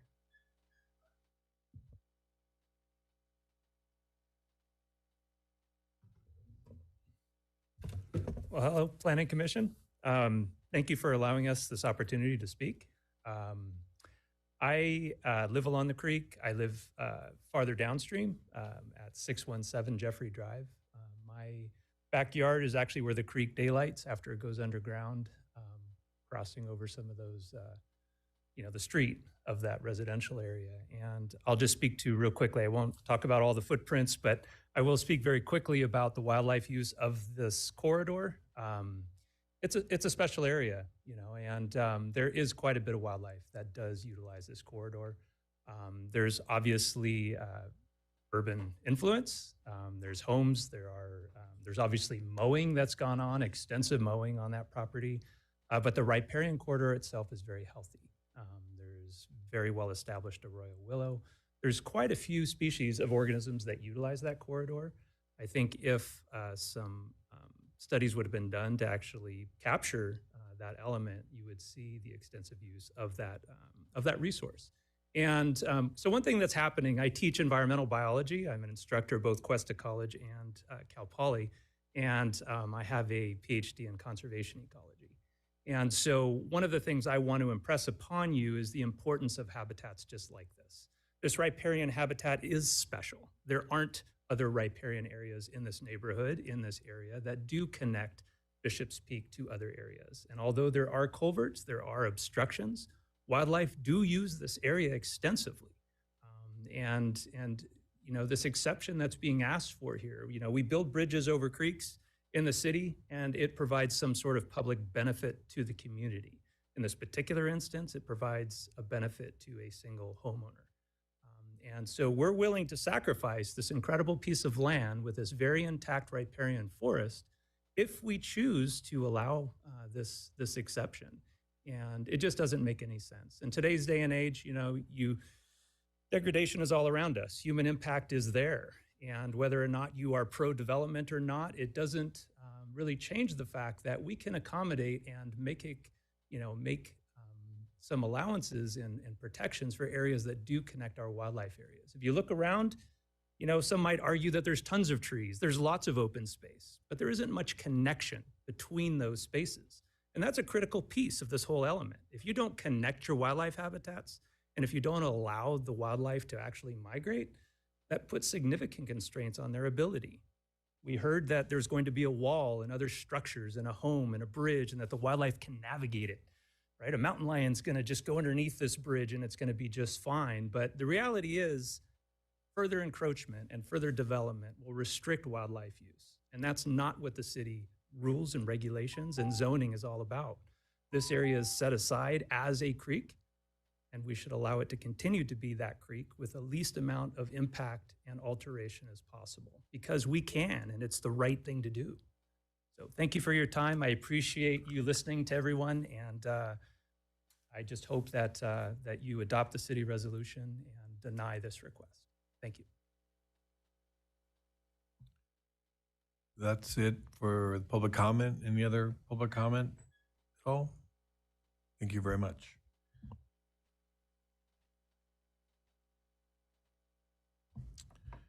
So this is time for Planning Commissioner's deliberation discussions. Would anybody like to start? Commissioner Hopkins? I will start with just a couple questions that kind of came up throughout that process, not to drag out the questions too much longer. But I guess I was curious, because I think this is relatively unique for the types of projects that we see, where it's a director's action that then goes on to us with a recommendation to disapprove. What is the appeal process for both the applicant, or if we do accept in the neighbor's appeal, what does that look like for both parties here tonight? Any appeal of the Planning Commission's action would be scheduled before City Council. Okay, so there's still an additional layer if there was. Okay, correct. Thank you. Sorry if I missed that earlier. I think, actually, I'll just stop there and allow others to comment for a second while I collect my thoughts. Thank you.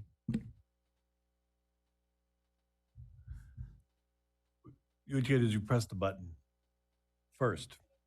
There you go. There you go. Okay. Commissioner I have Houghton. another question as well, probably for the applicant. There was mention about other permitting would be required from U.S., California Fish and Wildlife, perhaps Army Corps of Engineers. Have any of those permits been sought or applied for at all?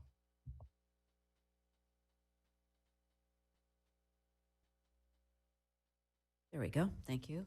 That's a good question.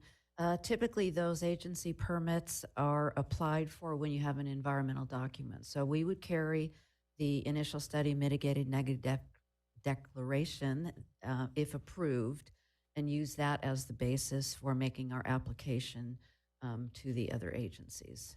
That is the typical sequence. Okay, that would be a further step then. Yes. Okay. Yes.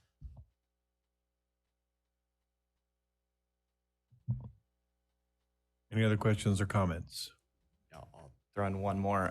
Commissioner Hopkins. I wanted to give staff the opportunity to respond to kind of there's a bit of a gap, it seems, between the MND and staff's interpretation of environmental impacts. So I was just hoping to hear a little bit more about, your varied interpretation from the MND here and your position on it.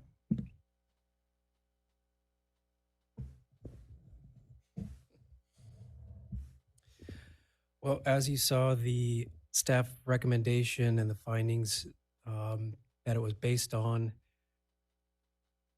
really were tied to the required findings for a creek setback exception. And so in a way that is somewhat parallel to the environmental review that was conducted.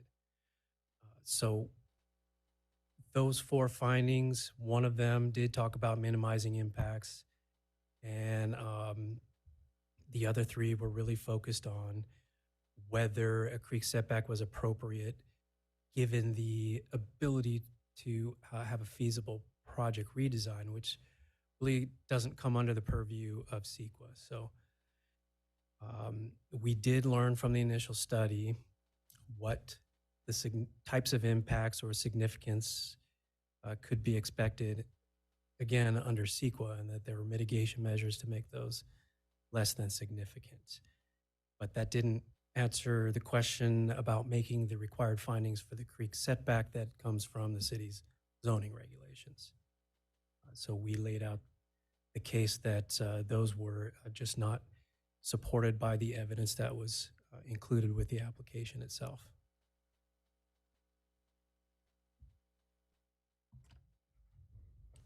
Any other?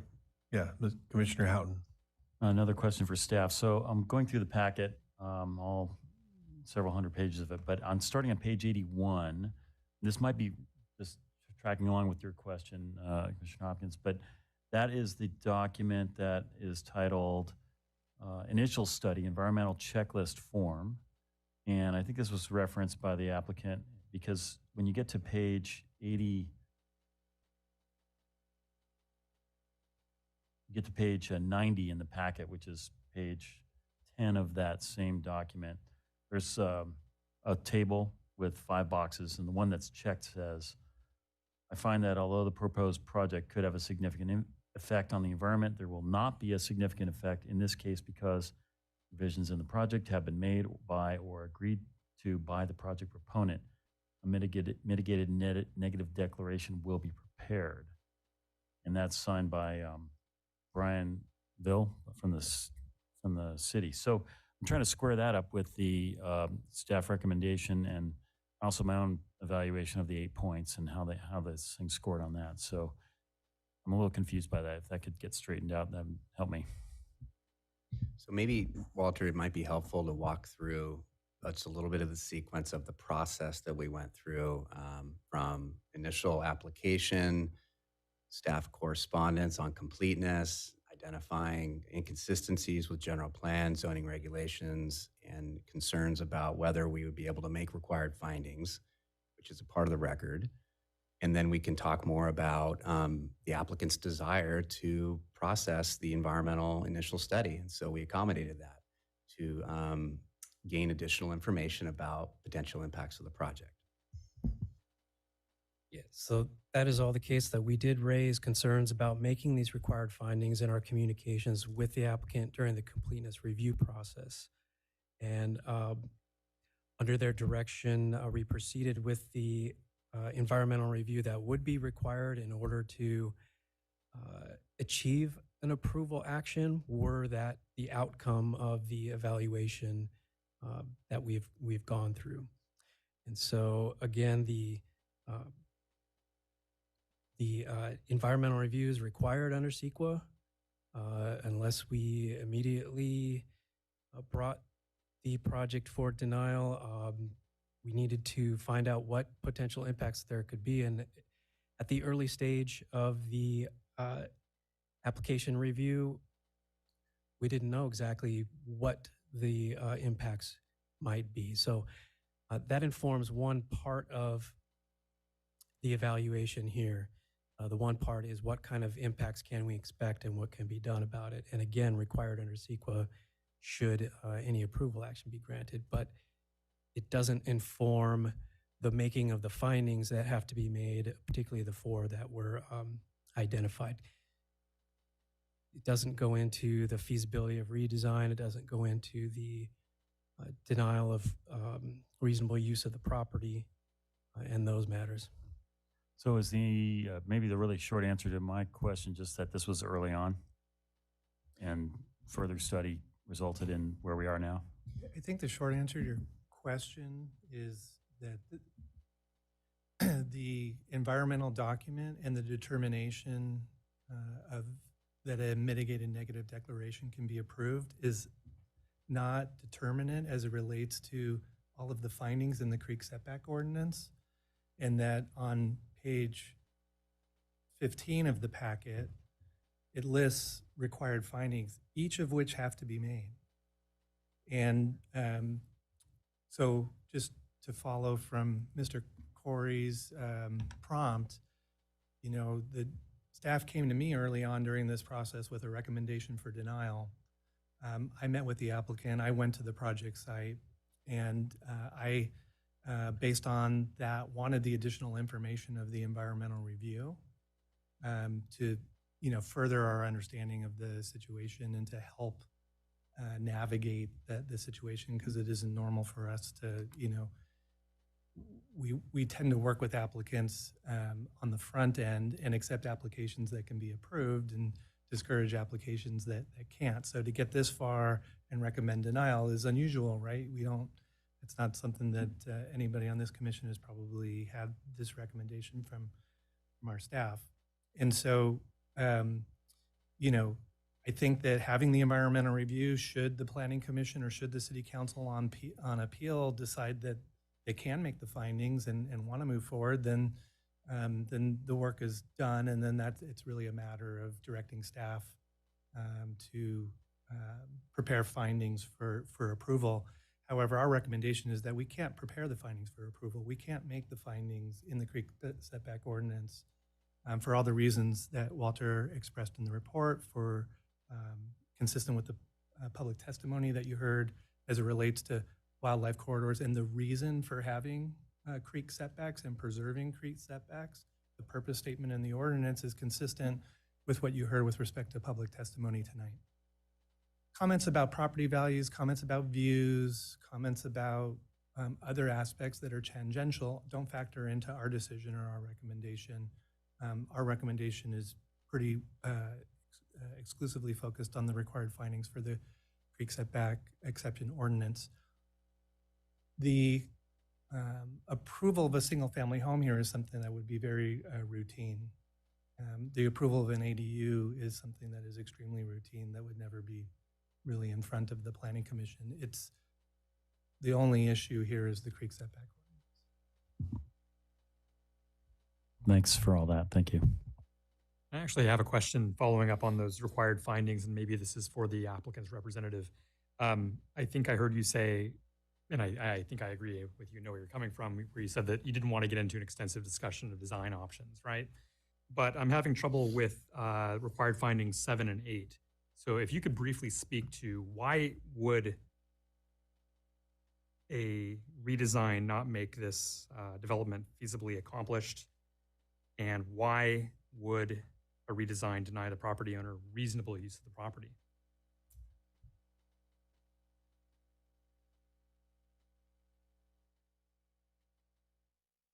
Thank you for asking that question.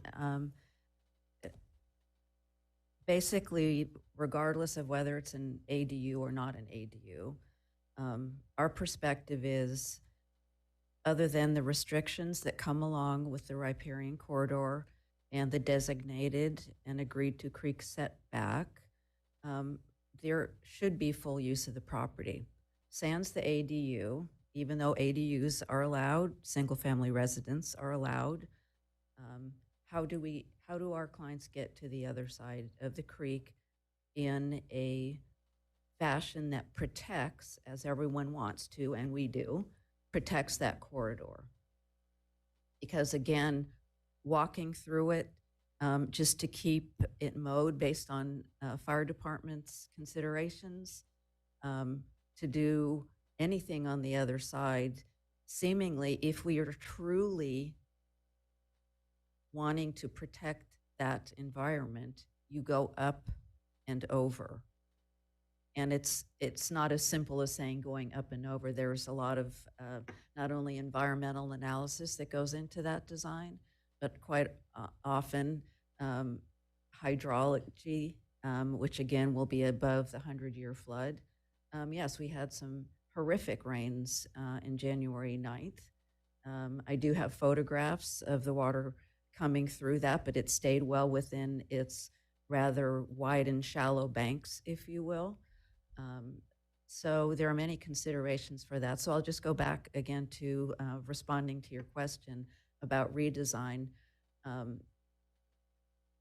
If you look at it just solely the ability to get from one side of their property to have full use on the other side of the property, the most appropriate way to get there is with a bridge.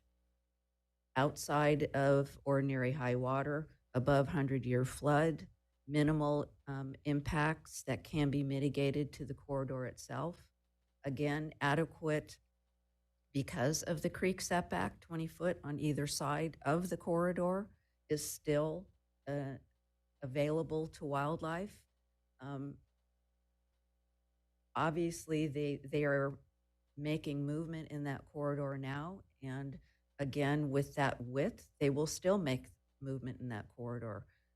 There are many places in the city where deer have essentially free reign. If anyone's walked down San Luis Drive at dusk or at dawn, they walk right down the middle of the street and nibble as they go.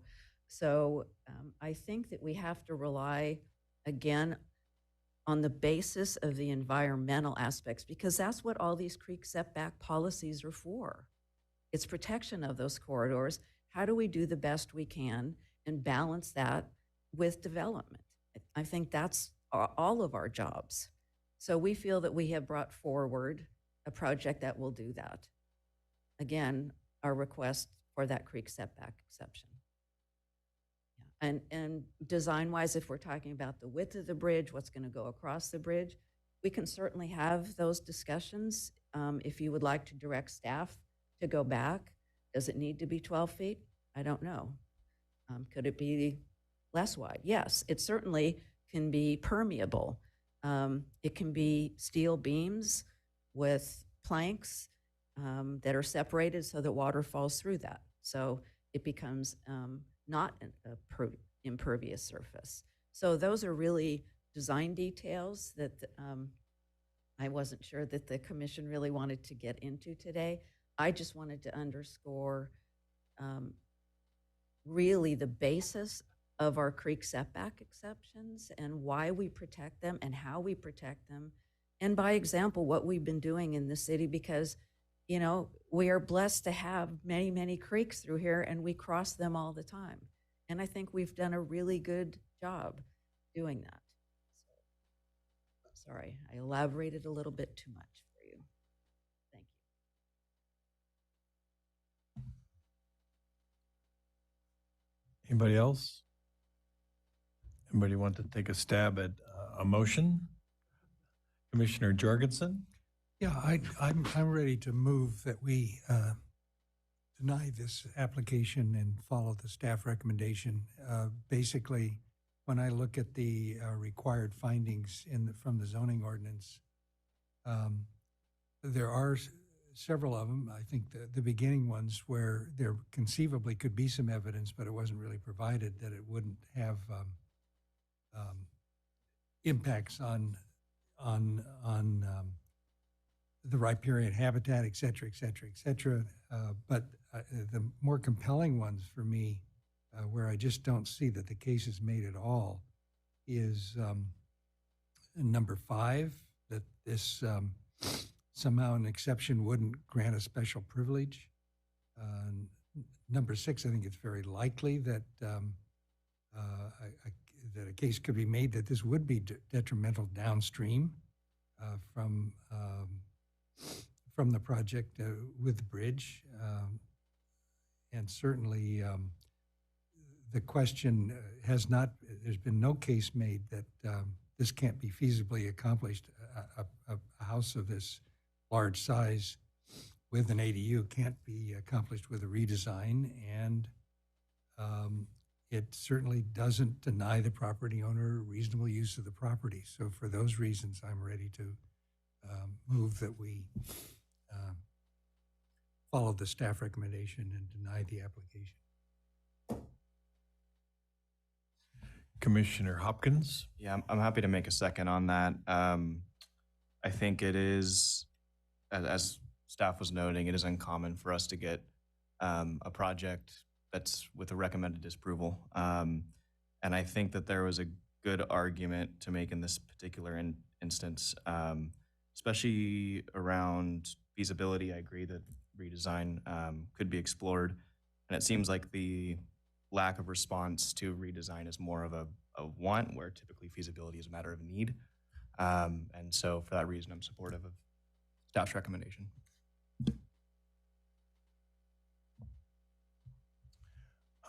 Commissioner Howden? Thanks. Is this a good time to just discuss the project and our feelings about it? Okay. Yes, that would be great.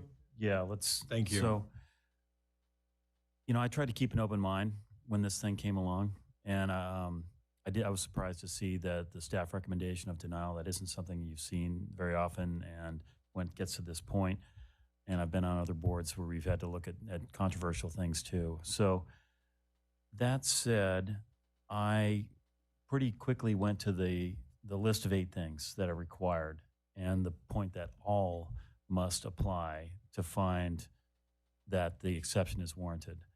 And as I went down the list, I found that none of them apply. That was my initial reaction. I think that the applicants and their consultants have done their best to present the best face on this. And I think that it's a pretty tough case to make, and I think you've done as good as you can do. But I just don't see it. And I'm also just kind of surprised that you would attempt to climb this hill, and that you could somehow argue that these all apply, and that you're on the right side of the regulations here. The word maximize has come up, and when I looked at the plan to see what's going on, and I'm an engineer, I'm a civil engineer, I'm a mechanical engineer, work with architects a lot, worked on a lot of houses, affordable houses, unaffordable houses, and this plan that was presented attempts to maximize the possible use of that space almost to a laughable kind of extent. You have plenty of room on the west to make a very nice home and an ADU and a garage. And I know perhaps that sounds like a value judgment, but it just seems like you're asking for trouble to try to get the road all the way down, and then the road and the retaining wall go right up against the 20-foot setback on the west side. The ADU on the east side goes right up against the easement, the sewer easement, and the 20-foot setback from the creek on that side. It is shoehorned in there to an extent that it's quite a feat that you've been able to draw this on paper, but it doesn't meet.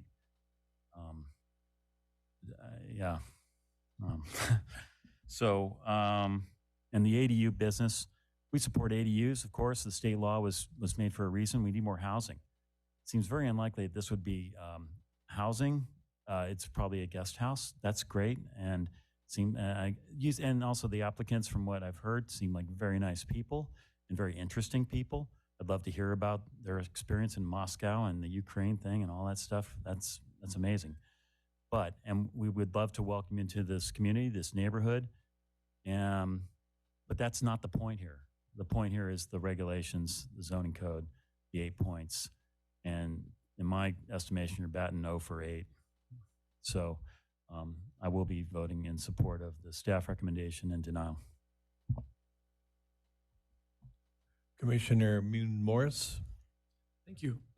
Getting better at those last names. Some of these are Thank you. challenging, huh? Thank you.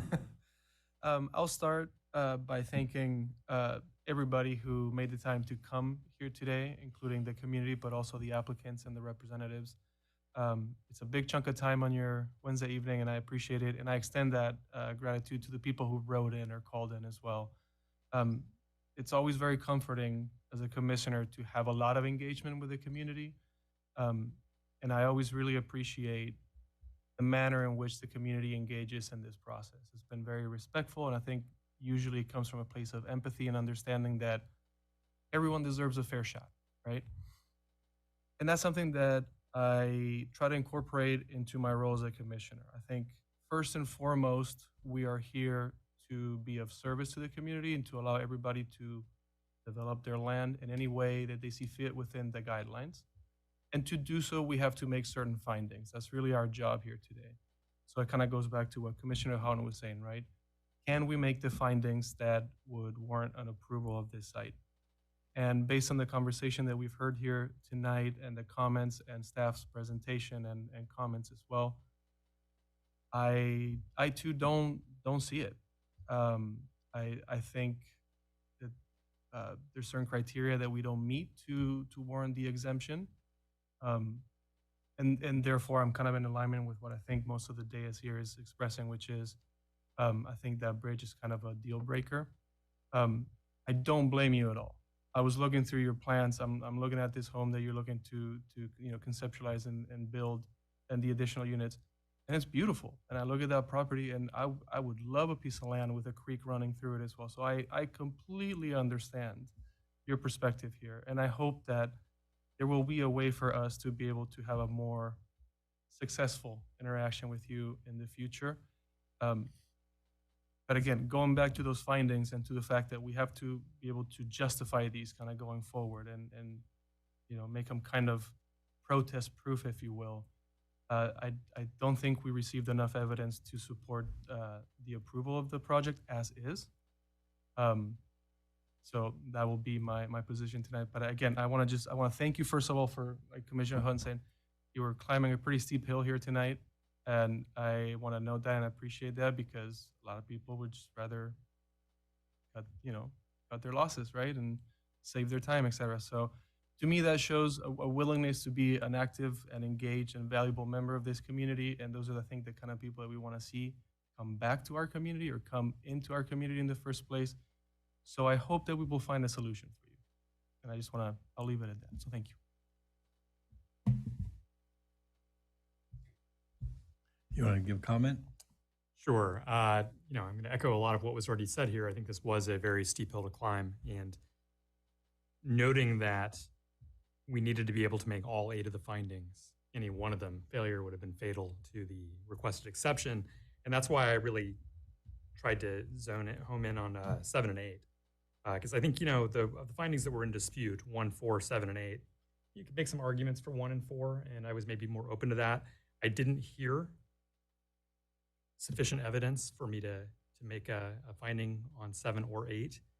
And not going to repeat what has been said, but those are the reasons why I will be also supporting staff's recommendation.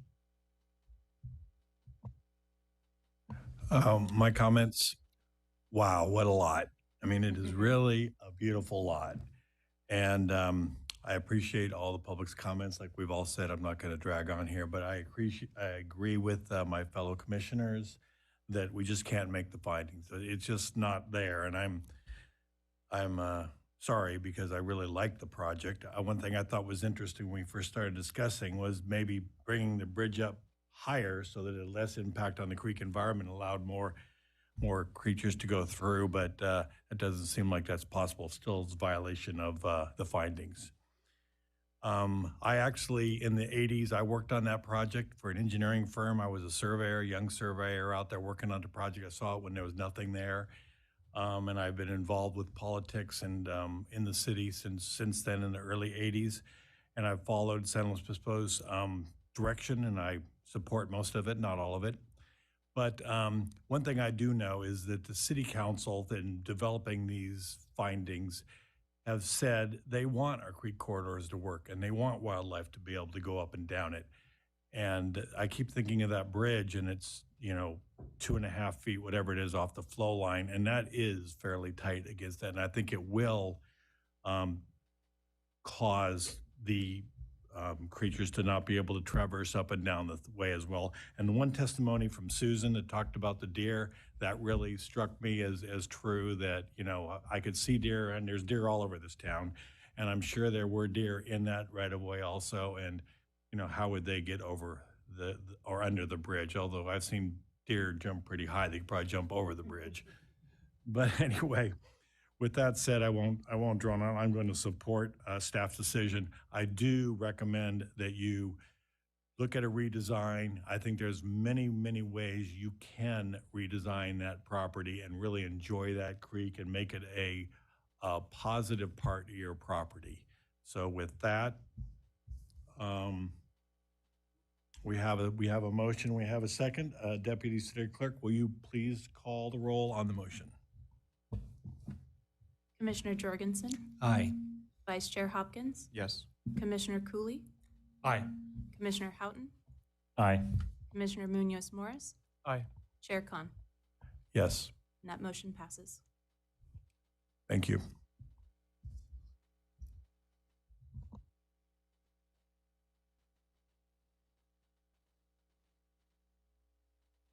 So with that, we're going to go to the next part of the agenda, staff's update and agenda forecast. Deputy Community Development Director Tyler, would you please provide an update? Maybe we want to take about a 1 minute, just sit tight just to kind of give everybody a chance to get out.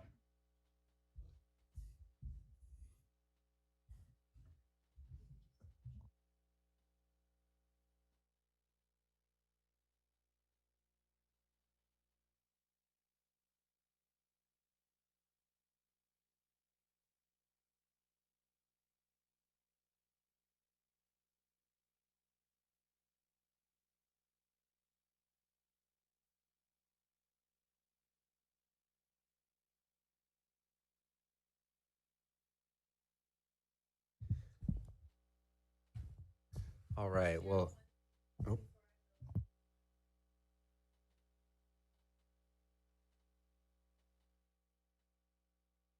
all the conversation about protection of the wildlife corridor and the wildlife that lives there. We've lived there so long. I can tell you absolutely, this is the truth. Every breeding season, we have 2 to 3 bucks from the eldest to the youngest coming into the field and resting and waiting for the girls to come out of the wildlife corridor. And there can be 4 to 5 does, and they come out and they mate. It's every season. It's the truth. And I've got photos of it. Many. Thank you. All right, Tyler. all right, Chair. Thank you. Just going to give an update for February. Next meeting is the February 8th meeting.